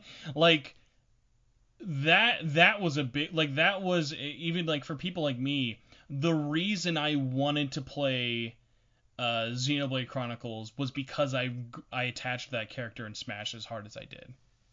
I have the remember in Smash 4 they did the newcomer posters. Oh yeah, or like that's a great poster. I have the poster on my wall of Shulk's reveal. I have it. I'm pointing over at it right now. Do you have the Shulk amiibo? Yes. That's a great amiibo, dude. Yes. Do you remember the amiibo functionality in the 3DS version? Yes, and it was awful. If they find a way to make the amiibo work in DE, I doubt they will. It would be so funny if they kept in the dumb Shulk coins. Oh, they already confirmed it's not there's Dang no amiibo. I love like when like you would see those random amiibos that like worked in one other game than Smash. It'd be like, cuz like Shulk was like, okay, we have to think of an amiibo feature. Like, I guess unlock music? It was very, very odd, but like thankfully at least the Shulk amiibo was part of that other waves where like they actually made amiibos not look like hot ass. So at least his amiibo actually looks pretty good. Yeah, there are a few early ones that do look a little booty, but yeah, no, overall they look good. You want a hardcore since you're Mr. Xenoblade? Do you remember?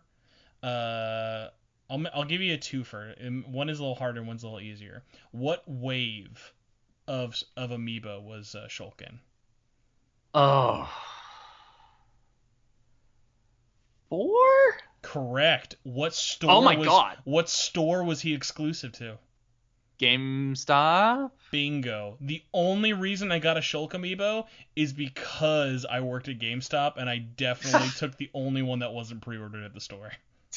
I was just guessing of GameStop because, you know, the original game was exclusive to GameStop.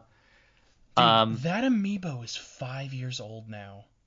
Jesus Christ. How insane is that? That feels like a lifetime ago.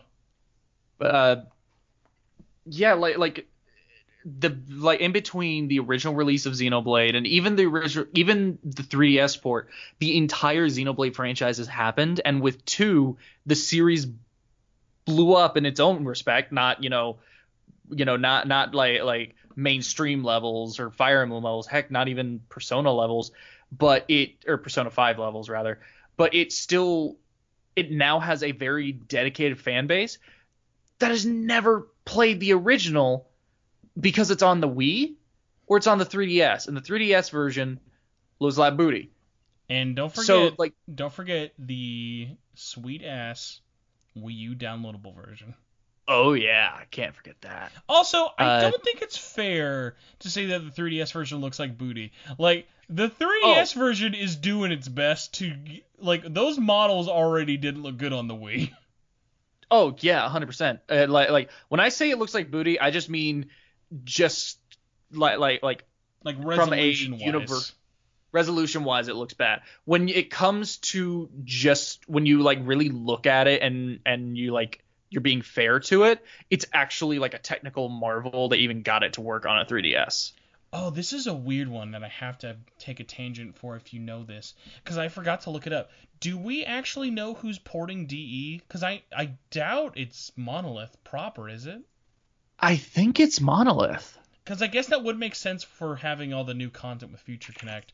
Because if you remember, the guys who ported the 3DS version was Next Level Games, and they had done like all the really weird ports. Like they did Donkey Kong Country 3D. But yeah, I couldn't ever remember if DE had a confirmed developer on it. Like I'm sure there are a bunch of other teams. Like I highly doubt that's Monolith's only game they're working on right now. But I know. I believe they have at least 3 teams, and one of those teams is dedicated to being support development on every single Nintendo game ever created for the rest of time. Well, actually, that entire team you're talking about specifically is all working on Breath of the Wild 2. Yeah, now, but yeah, Monolith Soft is in the credits of every single Nintendo game at this point, outside of like maybe Mario.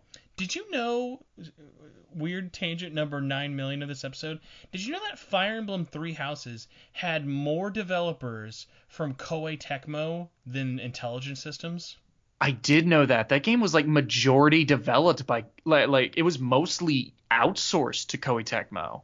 But then it makes me wonder, what is Intelligent Systems like? Are they just that focused on gacha money? Like, what are they doing?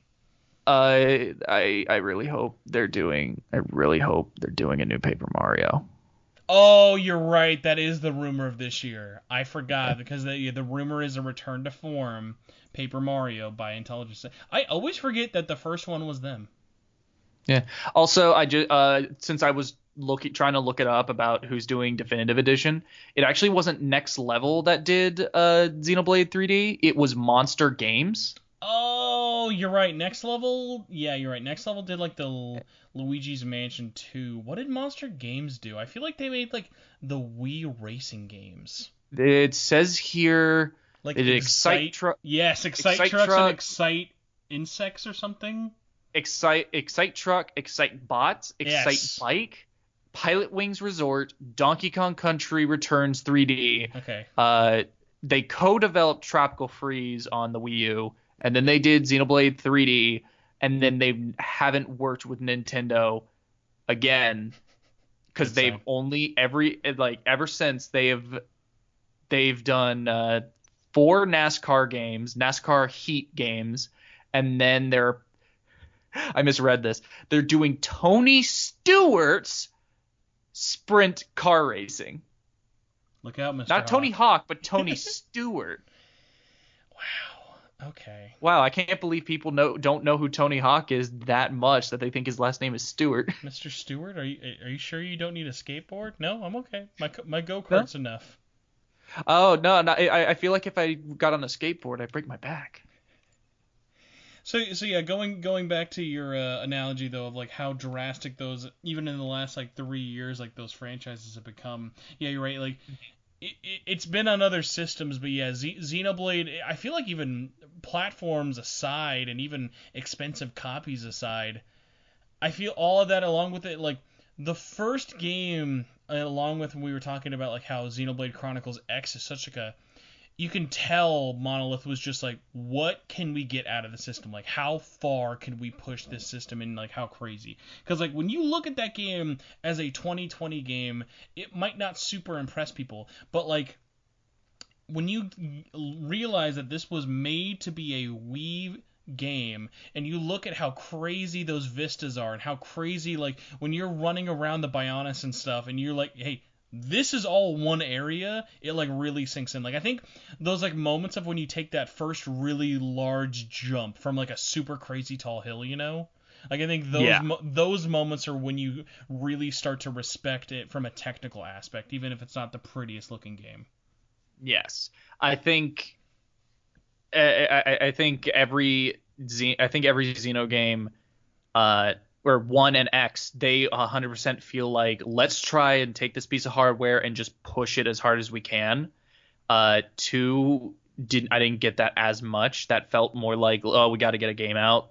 And they also were understaffed, of course. So it just didn't feel like they're full force. So it makes 2 impressive that it came out the way it did, but it's just not that same level for me, I guess. But yeah, like the those games, they just always feel like there's so much effort going into them, and they're just very much like, let's just try and get as much as we can out of this. I think it's also important to note that Xenoblade is not a crazy huge franchise. It is even smaller than Persona. Like, Xenoblade's most successful game is Xenoblade Chronicles 2.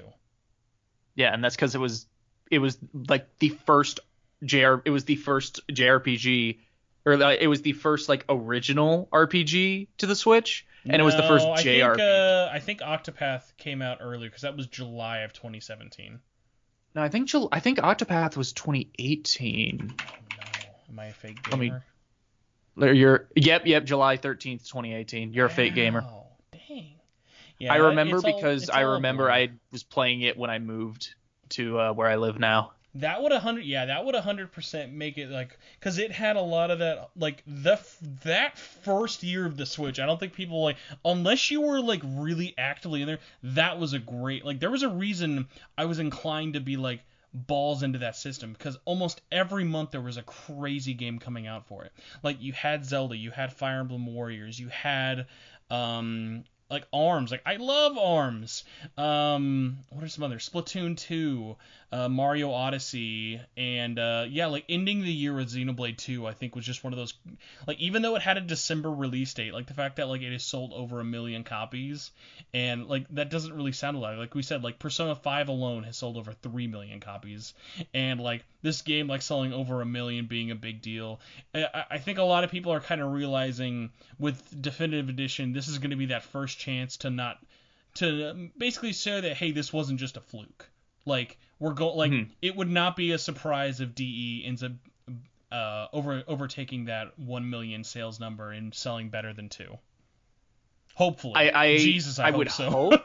I would hope that DE sells better than 2, but part of me just feels like, looking at how Nintendo of America has only just now started marketing it, part of me is a little worried that it might not. But regardless, I think it's going to sell very well. I think this is very much going to just cement that, like, Xenoblade is a series that Nintendo needs to take more seriously, just in terms of, like, this is one of their premier RPGs. Not their most premier, of course, because that would be Fire Emblem, but I think it'd be like one of their top ones. And I think Nintendo's like, they're still going with it. They're like, yeah, we'll keep doing this, but in terms of like full blown support, I think that, like, this game's really gonna not make or break, but it's really gonna solidify where exactly it stands.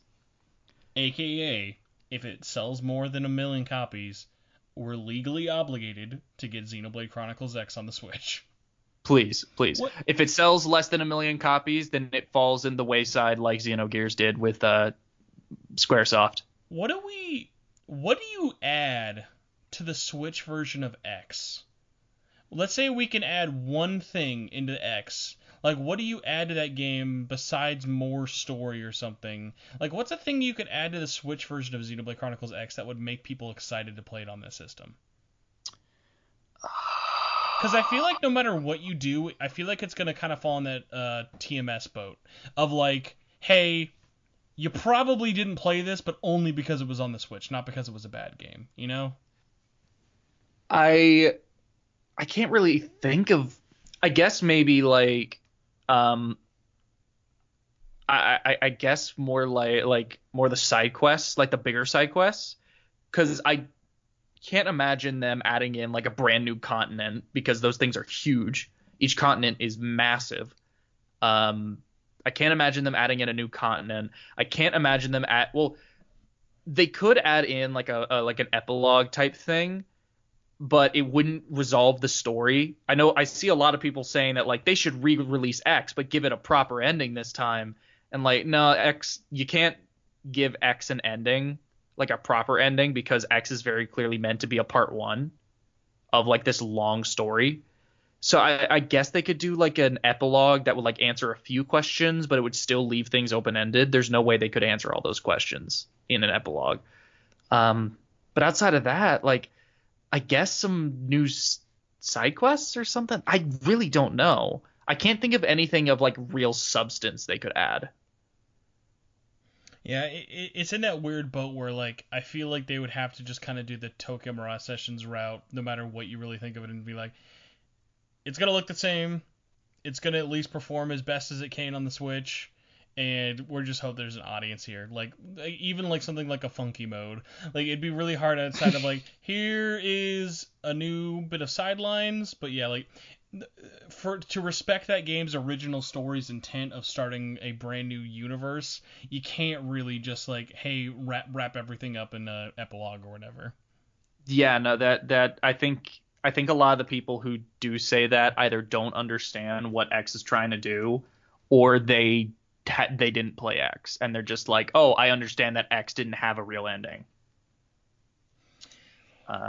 But that is a big hypothetical. Speaking of hypotheticals, we actually have some questions for you, Mac. Yeah. And I'm gonna see. You know what? Let's pull up Twitter, because Twitter already has the questions all pulled up here. So our first question / topic of the show is gonna be, and I don't know if I feel bad about this or if I'm just like having a brain fart, but the Velvet Network asked, Mac, tell us the story of the legendary Geordie from Atlas Facebook page. I feel so lost about like when that got brought up. I'm like, what am I missing? Okay. So I don't harass this guy, but oh my god, this guy is fun. So on the Atlas West, used to be Atlas USA, but now Atlas West Facebook page, there's this guy named Jordy who has like multiple Facebook accounts that are like different variations on the name Jordy. So there's one that's Jordy, there's one that's Jordio, and then there's like a couple of others I can't even remember. I don't know why he has these multiple accounts. My only idea is that he keeps getting banned or blocked or something. He's getting zucked.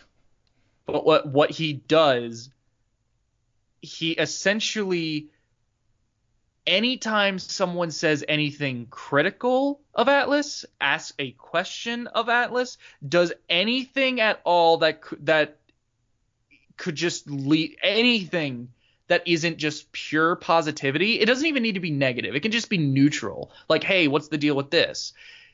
He responds in the most like kiss ass, like you are an like he will call you an idiot for asking a question and will like attack you personally for just not liking something Atlas is doing. So like with the to bring it back to my video with the Atlas store, Atlas online store, go watch that video, by the way. I worked very hard on it and it's doing really well. I remember a lot of posts for Atlas, there'd be people commenting saying like, why isn't there any shipping to Europe? Why is this out of stock? Why is this? Why is that? And he would respond with, do you know how hard it is to run a store? Do you know that Atlas has their own European branch? Why are you coming to Atlas USA and asking them about it? It's like, because Atlas European branch doesn't have a Facebook page.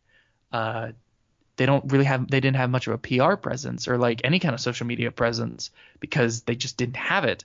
So now there's Atlas West and they kind of technically have it. Regardless, he's basically this huge kiss ass that will defend. He white knights for Atlas so hard that it's actually comical. It's too bad that like lowbrow internet humor wouldn't of nowadays wasn't around while that happened. Just imagine someone be like, can you imagine someone simping Atlas in 2020? He essentially was a simp. He was a simp. And it got to a point where, like, in Megami Tensei Hell, I would scream. Never heard of it. Never heard of it. What I would do is whenever there was a post and I would look at the post, look in the comments, and I would see him like yelling at people for asking reasonable questions or having reasonable complaints. Sometimes they'd even be positive, and he would still attack people because he just didn't like it. What I would do is I would screenshot whatever idiocy he was posting, and I would just make like an album in Megami Tensei Hell of just like, look at this dude. And he was ridiculous. He's ridiculous. Regardless, I stopped seeing him about 2 years ago because he blocked me on all of his accounts. Another thing I would do is I would start. The reason why he blocked me is because I started messing with him. So anytime I would see him, I'd just be like, "Hey, Jordy, how you going?" And I try to have like a casual conversation with him, like we were old pals. And all that would do is piss him off even more. So I'd just be playing nice. I'd be like, "Yeah, man, that was some good stuff. Atlas, they make some pretty good games, don't you think?" And he'd just get more and more upset with me, and it was just fun to mess with them. I think he was like a man-child, kind of. I'm pretty sure he's an adult just because of the way he was typing and also the fact that he did this for years. I think at some point, he has to be an adult by now. I at least hope he's an adult by now. But as far as I can tell, every once in a while, I'll still look at Atlas posts and I'll see someone comment something negative or have a question, and then they'll respond to nothing. And the only thing I can assume is that Jordy is still going at it. I hate how much of a story this is, because part of me almost now wants to just make this episode title The Ghost of Jordy, but then also knowing that, like, SEO-wise, that would get, like, nothing for clicks, although, at the same time, like, one of our better doing episodes on YouTube listens for whatever reason. Best Buy Nanashi was, like, one of our best, like, episodes of the month, which, like, is amazing, and like what's so great about that is that got enough hits with like 300 views or whatever in like less than a month to like now if you look up Nanashi, that's like gonna be on the first page of things. It's just the fucking Best Buy Nanashi picture. I'm looking Nanashi. I'm sure some of that has to do with like weird Google shit on my end, but either way, wow, that was way more of a story than I ever thought, and as someone who's been pretty involved in this community, I'm actually kind of amazed that I never crossed paths with this guy. Especially just like there are so many weird little facets of stuff that like I've heard over the years and like Megaton Hell, but at the same point, like I have no real reason to ever interact with anybody over there. So it's just kind of like, okay, well you guys just off doing your own little thing. Alrighty. I'm curious now. I want to see if my my little albums in there are still there, because people would also add to them. Like we weren't even like harassing this guy or bullying him. Literally all it was just, what is wrong with this man? What is wrong with this man? What I always love is no matter if someone, like, when they had joined Megaton Hell or not, without ever asking, for some reason, people just always end up seeming to just leave. What encourages you to left that place, out of curiosity? Was it, like, lack of Facebook use or what? I guess. I don't know. It's just, oh my God. Okay. Actually, I just looked. I looked. I found the photos are still up. Someone I don't have the original like context for it. I don't know what, but someone said, friendly reminder that Marvel vs. Capcom 2 had 56 characters in it and no DLC. Try and justify this all you want. It's a cash grab. And then Jordy responds with, that game sucks butt. Now, please tell me this was in relation to Cross-Tag Battle? Or maybe? Arena? I'm not sure. Oh, yeah, it was. I actually gave context in like the actual thing. It says they were talking about Cross-Tag Battle. This guy presents an argument that Cross-Tag Battle is just a cash grab. And then Jordy responds with, Marvel vs. Capcom 2 sucks butt. I mean, when you have an argument that bulletproof, what more do you need to say? Yeah. Oh man, LaRue. He responded to LaRue. It all comes back. Yeah, oh man. LaRue was talking about I assume he was talking about Strange Journey Redux, he was like, surprise collector's edition with Bugaboo mini plush, and then Jordy's just said stop, and then LaRue responded with no. Okay, well, sort of related before the LaRue mention, but I appreciated the story anyway. Our next question from Twitter comes from Persona Forever, who says... Oh, wait, I'm sorry. This is the very last one. This one's going to get you. I just know it. Damn it. Final Fantasy 13 over 7. Dude, before Remake, I would say I liked 13 over 7. Out of the OG games, yeah, I'm a 13 defender. I love 13. Oh, wow. I adore 13 too, and I think Lightning Returns is like one of the most weirdly ambitious Final Fantasy games ever. How do you feel about 10? Oh, I love 10. I love 10. And 10-2 is even better. He says here 13 over 7 over 10, and then he called 4 garbage game for a Final Fantasy game. That's okay. 4 is like that's like when someone in SMTN was like, they like tried to make a bait post and were like, I think Nocturne is stupid, and like, and what I thought was like so great, like, it's like, dude, everybody in this group loves that game. No one's gonna like get mad at you for saying that. Like yeah, there were like some people who were like, hey, don't make dumb bait posts. But like for me, I'm like, hey, if that is your honest opinion, good for you. You just said something very brave and very wrong. It's like good for you for wanting to like share that on the internet. Like no one needs to White Knight Nocturne for us. It's ridiculous. So our next question comes from Persona Forever. He says, and this is actually related to what we were just talking about. Do you know about Blaze Blue Cross Tag Battle? How could we not know? If you did, what are your thoughts about it in general? I don't play fighting games, so I don't really have much of a thought about it. So when all of it was going on, you didn't really ever like. I was in the camp of like SMTN as like a group would not exist without Persona 4 Arena, like straight up. When it was coming out, when it was happening, I thought, okay, cool, like that's a crossover fighting game with Persona, Uniclear, Blaze Blue, all that. I was just more like, Ruby. Really? I was just kind of like, not. I like the Ruby stuff. I don't care for Ruby like at all. So the Ruby stuff was just like, really? It makes sense, but like yeah. Outside of that though, I don't really have much thoughts on it. I know they've added more series to cross over with.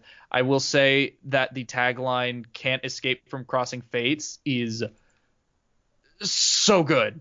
That is a good line. So just to like keep this kind of short, I might do more about Cross Tag Battle because I was going to make a really long thing about it, and then I thought, oh, maybe I'll just like kind of like make a thread, and then I made some great memes about it, and then I also realized we are less than a month away from that game officially being out for 2 years, which is amazing because I feel like that game died 9 years ago. So the only reason it was at Evo is because Dragon Ball FighterZ came out, and that was actually a big deal. So ArcSys got to be like, hey, you can have Dragon Ball FighterZ if you have Cross Tag Battle. Sadly, that's probably not actually what happened. Evo gives a lot of like leeway hype to, hey, are you new and do you probably have a lot of money in PR? Well, just like give us like some PR money and we'll make your game on like the main stage. Wow, I wish they did that for Skullgirls. Well, yeah, but Skullgirls has like no money. Yes. Yeah, it's just Skullgirls is one of the few fighting games that I've actually like really liked. I'm looking at my pristine physical copy of Skullgirls on Vita right now. I'm very proud of it. Hey. But yeah, so for me, I actually think I want to make more of an episode for it. I will say I have not played like an extensive amount of it. I do play a lot of fighting games though. I know for a lot of us, especially Arena fans and Ultimax fans, that game was a really big disappointment, and I joke about this as an answer a lot, but this is still very much how I feel about the game. I look at Cross Tag Battle, and I see it as like a poor man's Mugen. That's like its Arc System Works decided to make you pay for Mugen, and it just never really found a way to bring me in, which is so crazy because like I like Senran Kagura, I like Blaze Blue, I like Under Night, I like Persona. Ruby exist, I guess. But as a game, this should have brought me in, but like they fumbled at every chance they had, and there's a way longer conversation to be had there, but hopefully we can kind of have that closer to the 2-year anniversary. But I actually brought this up kind of recently on Twitter, and I got a little bit of flack for it because people obviously were like, hey, this is a Arc Systems game, this is not an Atlas game. But I still kind of consider it in that echelon of games like Persona 4 Arena, just because it was made by the same developer and it has a large majority of the cast. Of people always say like P3 and 5 Dancing are like the most disappointing spin-off games. No, that's Cross-Tag Battle for me. Like, that was our only chance of getting anything of this current generation with those characters, and it just ended up being, like, a huge, sad, wet fart that, like, I have one friend, like, Patrick, who, like, listens to the show, like, he's, like, the only friend I know who is always like, hey, man, I love playing this game, and I'm so happy for him, but it just never found a way to, like, really bring it into me. Remember how, they decided to change Aegis's name to Aegis, which is like that was like a one-time thing, and it was like, why did you do that? The joys of not making something in your native tongue. Bit of a follow-up of the question for him with it. He says, do you think Atlas will benefit if they made more sequels of Persona or SMT games into fighting games?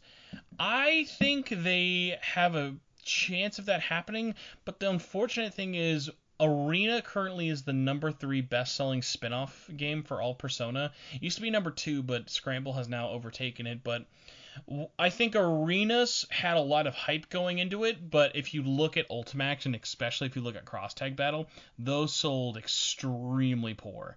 Like, those did not meet any sales expectations, and overall disappointed all publishers and parties involved, which is already saying a lot because that game has, like, barely any new assets unless you're Ruby. So for something that had so little new assets put into it, and they kind of blew it so hard on that, which really sucks because like Ultimax was like the ultimate like re-release with like doing everything perfect. It was a sequel to Arena. They added tons of new characters. They added a bunch of people from P3 that everyone wanted to see. The new characters were actually really, really great. The DLC characters probably made some people mad, but in the West, all of those were free.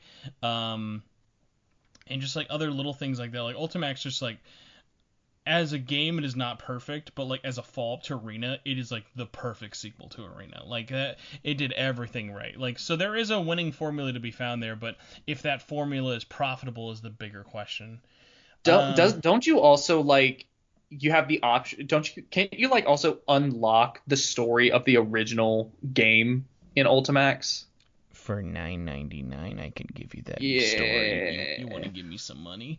Why can't more games do what Duodecim did? And be a sequel? What do you mean? And be a sequel that let you unlock the original game story. True, but it never actually gave you the original way to play that story. But Duodecim is a actually really, really great example of that. Boy, shout-outs to Dissidia NT for just totally shitting the bed on that whole franchise. Just killed it. Not a good example of Koei Tecmo saving a franchise. That one, I will say, is a game they made that was not good. But the decisions that ended up killing Dissidia NT definitely lie on Square more than anyone. Because like as soon as they decided to make that game a 3v3 and a not heavily story integrated game, like that immediately killed a lot of like fans' interest, which really sucks because like the stuff they added into that game always interested me, but like when a game's core gameplay just turns off hardcore Dissidia fans, you just can't come back from it. Yeah. Our next question is a lot lighter and a lot easier. Mac, Alec Zeron says, what did you eat for breakfast, lunch, and dinner? I had a bowl of cereal, frosted mini wheats. I eat the week for breakfast. For lunch, I had a slice of pizza because there's a really good pizza place that sells it by the slice near my work, and it's cheap. And then for dinner, I had soft shell tacos because I those are also really cheap and close to my home. I You can get ate a soft shell taco for $1. I ate like someone who's either homeless or is a child. I had Fruity Pebbles for breakfast. I had a Burger King. I almost had a kids meal, but that's not true. I had just a really tiny amount of Burger King, and what did I have for dinner? I had a frozen chicken tender meal for like 99 cents. That was like somehow not actually that bad. Like all the food I ate was like good, but it was all very like all that food together was less than like $10 if you really like equated it all out. And I'm like, yeah, I I'm eating like I'm poor, but I'm not. And so it's like kind of one of those like weird like budget meals. Yeah. Next question comes from SMT Terminator, who says, should there be guest characters in SMT5 similar to Dante or Raido? If so, who would it be? Sorry, if so, who should it be? Mac, what do you think? I think there will be a guest character in SMT5 based off of how they said that they're taking inspiration from Nocturne in terms of the charm. And part of the charm of Nocturne was the fact that Dante was in there. So I think it's very possible it'll have a guest character. I see that the Mr. Person, Gaming Person 42, says that if DX2 is any indication, we could see Bayo, Dante, and Guts. And I think getting Dante in SMT5 would be like the ultimate in terms of the meme. But what I think is more likely is Bayo. Because even if Bayo's already in DX2, I think Bayo makes the most sense and would be the easiest to get in there. Because it would still have that same synergy as featuring Dante from the Devil May Cry series. And it would just overall be easier because, Sega, but also Nintendo. I think it just makes the most sense. Guts is awesome. I'm so excited for Guts in DX2. Berserk is one of my favorite stories of all time. And the only thing wrong with DX2 Guts being in DX2 is that all of the art they're using of him is from the god-awful 2016 anime. But there's no way Guts would get into SMT5. But yeah, I legitimately think that Bayo probably has the best chance. I think if they wanted to go for the meme, Dante would be the right choice, but I just don't know how likely that is at this point. Weird question for you. I actually didn't know you were a Berserk fan. Did you ever check out the Berserk Muso game that Koei Tecmo did? I did not. Well, I didn't buy it, but I did look into it, and it didn't look very good. Oh, I like it as just like it's a fun kind of turn your brain off, and I liked how they actually leaned into the gore a lot more than I kind of thought they would, and especially more than any other Berserk game does. That one's a fun turn your brain off one. You definitely don't go there to learn the story of it, but in terms of recent Berserk things, there's at least that to kind of lean on as opposed to not just the terrible anime. I think one thing that more confused me about it is that out of all of the characters to make playable, they made Wild playable, aka the character that was cut from every single adaptation of the Golden Age, a character that is only around for a little bit, who doesn't have much effect at all on the story. And I feel personally, he's not needed, and if anything kind of is a bit much in terms of the awful shit he does. But I think it's really weird that they made Wild of all characters playable. Koei Tecmo is really weird with their callbacks. That was one of my favorite things when playing a Scramble. Would be man, they make some weird references that they don't need to make, but it's cool that they do. Yeah. Next question we have. Oh, actually no, I didn't say my guess. I'm gonna say realistically no. I'm gonna say we're not gonna have a guest character. But with that, I do want to say a stipulation of I'm not counting DLC, and if we do get one similar to how Royal has guest characters as DLC, Third-party guest characters is one of the main reasons I'm saying no to that, but I can see if they wanted to be really, really kind of crazy, they might get a Nintendo-like influence. I feel like if they did, though, like, if they did get a third-party character, I feel like it wouldn't go back to the well. I feel like they would almost kind of make a pull from Nintendo, but there are just so many different places they could pull, it's kind of hard to pick just one, you know? Mm-hmm. So my overall guess is no, but I'm saying if one does happen, it's going to be more Nintendo than going back to Capcom. But yeah, boy, I could also anyone totally from Nintendo. DMC5, please bring them in. Like, give me... Nero. See, I want V just because V is like, he's basically like, he's edgy enough to fit into that world perfectly, I think. Yeah. I mean, he's a literal demon summoner. People were making constant jokes about how it was going to be Demi-Fiend based off of the description for V we initially got. You know what's really funny, actually? In terms of how you play as V, there are actually a couple of similarities between like that and playing as Raido. Oh, I would love it if for a third Raido game, I seriously want a third Raido game. I would love it if for a third Raido game, if they just made it play like V, and then like you could still swap in and out demons and all that kind of thing. DMC5 proves that you could make Raido gameplay work in a way where you're still summoning demons, but it still feels like you're in complete control. Speaking of demons, kind of, and this is a very, very quick one. Do you have a pet? I have no pets at all. I did my whole life. I've had dogs growing up, but ever since I went to college, I couldn't bring my pets, of course. And now I am 6 years removed from having a dog, and I miss having a pet. The closest thing I have is my roommate has a dog, and I was really, she's... really hoping you were just gonna say my roommate is the closest thing I have to a pet. He's Shaggy. I'll just pet him and just be like, "Don't leave me. It's been so long." He's Shaggy. He has shaggy hair because no haircuts, but I am also shaggy. I think my hair might be the longest it's been since I was like a child right now. Next question from Matthew Patterson, who says, "Are you and Mac related? Because you guys sound a lot alike." And to that, I'll just answer by saying, "Hi, we're two American white guys," and yeah, that's your answer. No, we are not related, but we're two white guys. Hi, we are two American white guys, and no, we are not related. There you go. Have that just play dupled onto each other. Steed, oh boy, I'm gonna ruin this guy's name. Steed Ayala Munguia, boy, I'm so sorry for everything that happened there. He says, "What do you think about the current state of Persona 5 Scramble's localization for the West? Any new information?" You know what? I actually dropped this on the Midnight Channels podcast, but I guess I can actually say this on my own show.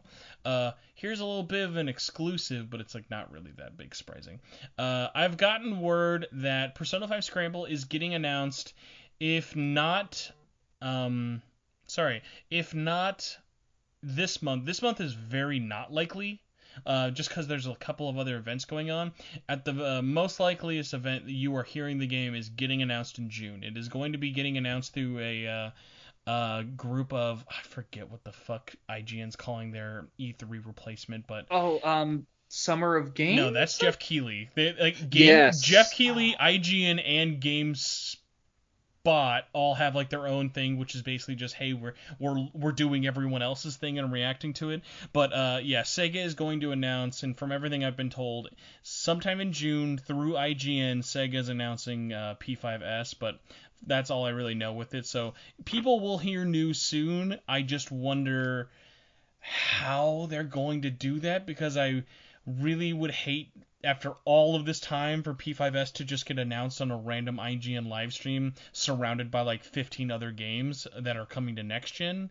But I have a whole bunch of other topics about that kind of related, and talking about next gen and Scramble apparently leads to half of the world getting really excited and the other half of the world saying, "Ooh, Xbox doesn't need Persona," and then it just makes my head just explode that anyone would think Xbox getting a Persona game as being a bad thing, but hey. And then people will link Dad's video on it and completely misunderstand what what that video about the Persona fan base was about. I've loved screenshotting that Akechi person on Twitter so much and be like, it doesn't make sense marketing wise. You put a game out for more systems, it's gonna do worse. It's like, yeah, guys, you gotta stop making your games more available. You gotta keep as few systems as humanly possible. Look at Metal Gear Solid 4. They can't stop selling that game. It's only on the PS3.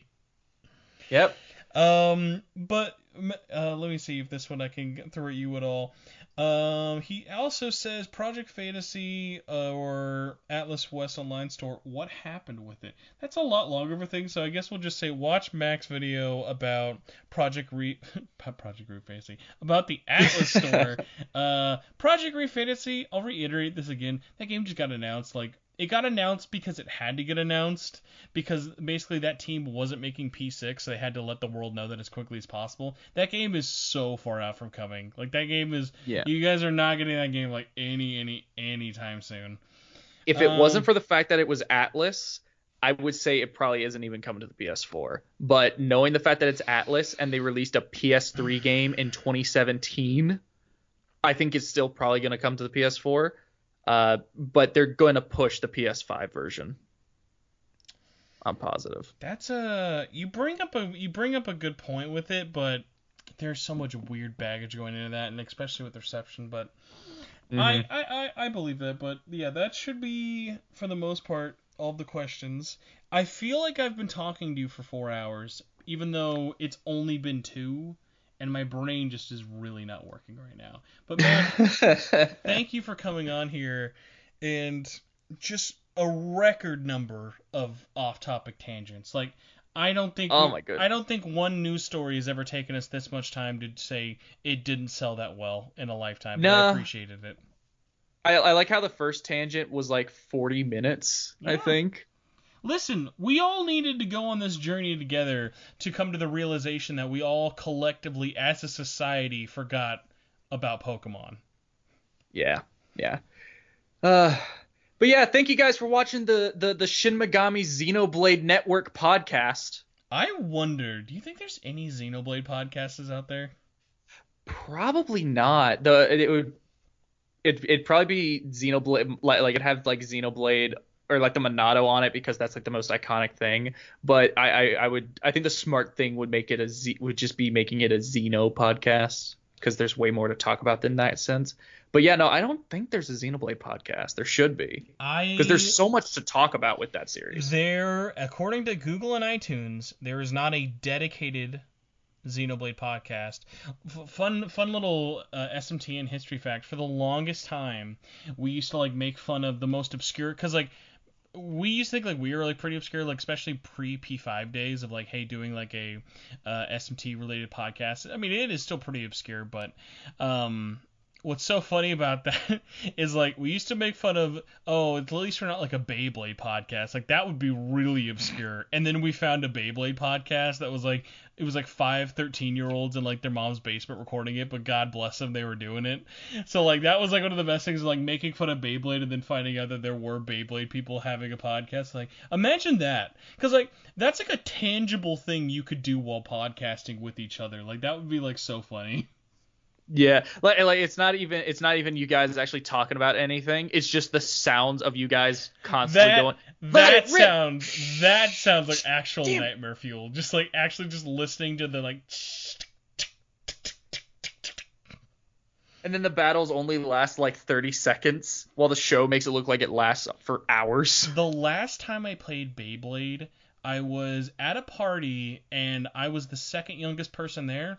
The first most youngest person was a 5-year-old child who he had a Beyblade collection, but he didn't have an arena. He said he usually played in his mom's skillet, but because it was being used for cooking, he just had a little sad plastic bucket. And I actually just sat there and I played Beyblade with him, and I just told him, "Hey man, I've played way sadder games of Beyblade than this, so don't worry." Hey, they're I haven't the last time I thought about Beyblade was actually like in the last few days, but it was not like the main thing I was thinking about. The main thing I was thinking about was, and this is just a recommendation. If you like Half-Life 1, if you like Half-Life, if you like video games, even if you don't like Half-Life, go watch Half-Life VR, but the AI is self-aware. Go watch it. It is hilarious. Beyblade is a thing in it, and it's amazing.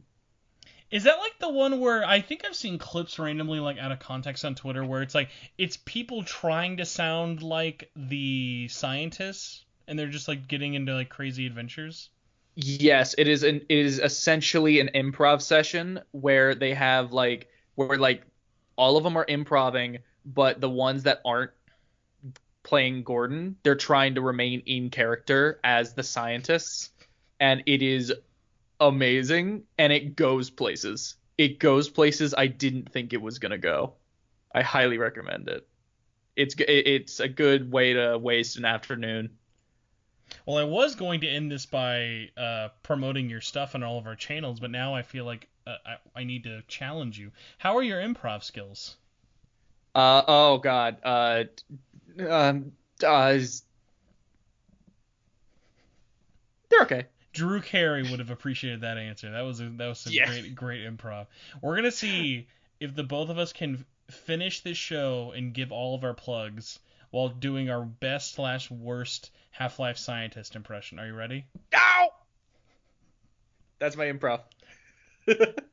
All right. Well, Mac, where can people find you online? Hello, Gordon. See, you always have to say Gordon even if he's not there because they have like 5 lines. Exactly, and they all sound like Dr. Kleiner. Yeah, everyone is Dr. Kleiner, even if it's like the random black scientist. He's still Dr. Kleiner. Still Dr. Kleiner. We still don't know who the fuck Eli Vance was in the original game, but he's supposedly there. He's someone in there, I guess. That's what 2 says, at least. Anyway, yes, you can find me at Macca on YouTube and Twitter, and now I just sound like a 1930s radio host. Also, Gordon. You're crumbling so fast at your own I'm crumbling because I realized what I really sounded like, and now I'm struggling to get back into character. Alright, well, I'll go first because that was hilariously sad. Well, everybody, if you'd like to follow the Shin Megami Tensei Network, you can find us on Twitter at SMT Network. You can find me, my personal Twitter, where I post about science-y things, at Torchwood4SP. You can find our YouTube channel, and please help subscribe and make our numbers bigger than Scientist Mac, because I have a very tiny ego, Gordon. It's by searching Spencer Presley or Shin Megami Tensei Network. I'm so close to 700. I can almost taste it, Gordon, like a sweet taste of a crowbar nipple. And if you'd also like, you could join our Facebook group at facebook.com/groups/SMT Network. My OnlyFans account is currently closed, so Mac, where can they find you? You can find me at youtube.com/Macca. At least I think it's Macca. I don't know. I think it might still be JBO Macca. Just look up Macca on YouTube, and you could potentially find me. That, or you'll find the Islamic holy object that they pray to. I think that's Macca, but it's spelled the same way as Macca. You can find me on YouTube. You can find me on Twitch, and you can find me on Twitter. I only have the Twitter because I feel like I have to. Go check out my Atlas online store video where I talk about why it was bad. Oh God. Go! Oh God, Gordon. The reactor's working up again. We need to say goodbye. Gordon. Oh, Gordon! We're causing a resonance cascade! This is turning into the Xenoblade podcast! I'm like trying to like just imagine like an explosion is happening and you just like see the like image slowly diffuse into like a new title at the very end of everything, and it just says the Xenoblade Network. and then the G-Mate just steps out. Quite unfortunate, Mr. Freeman. You've lost. You've lost Quite your podcast Fortunate, and Mr. have Freeman.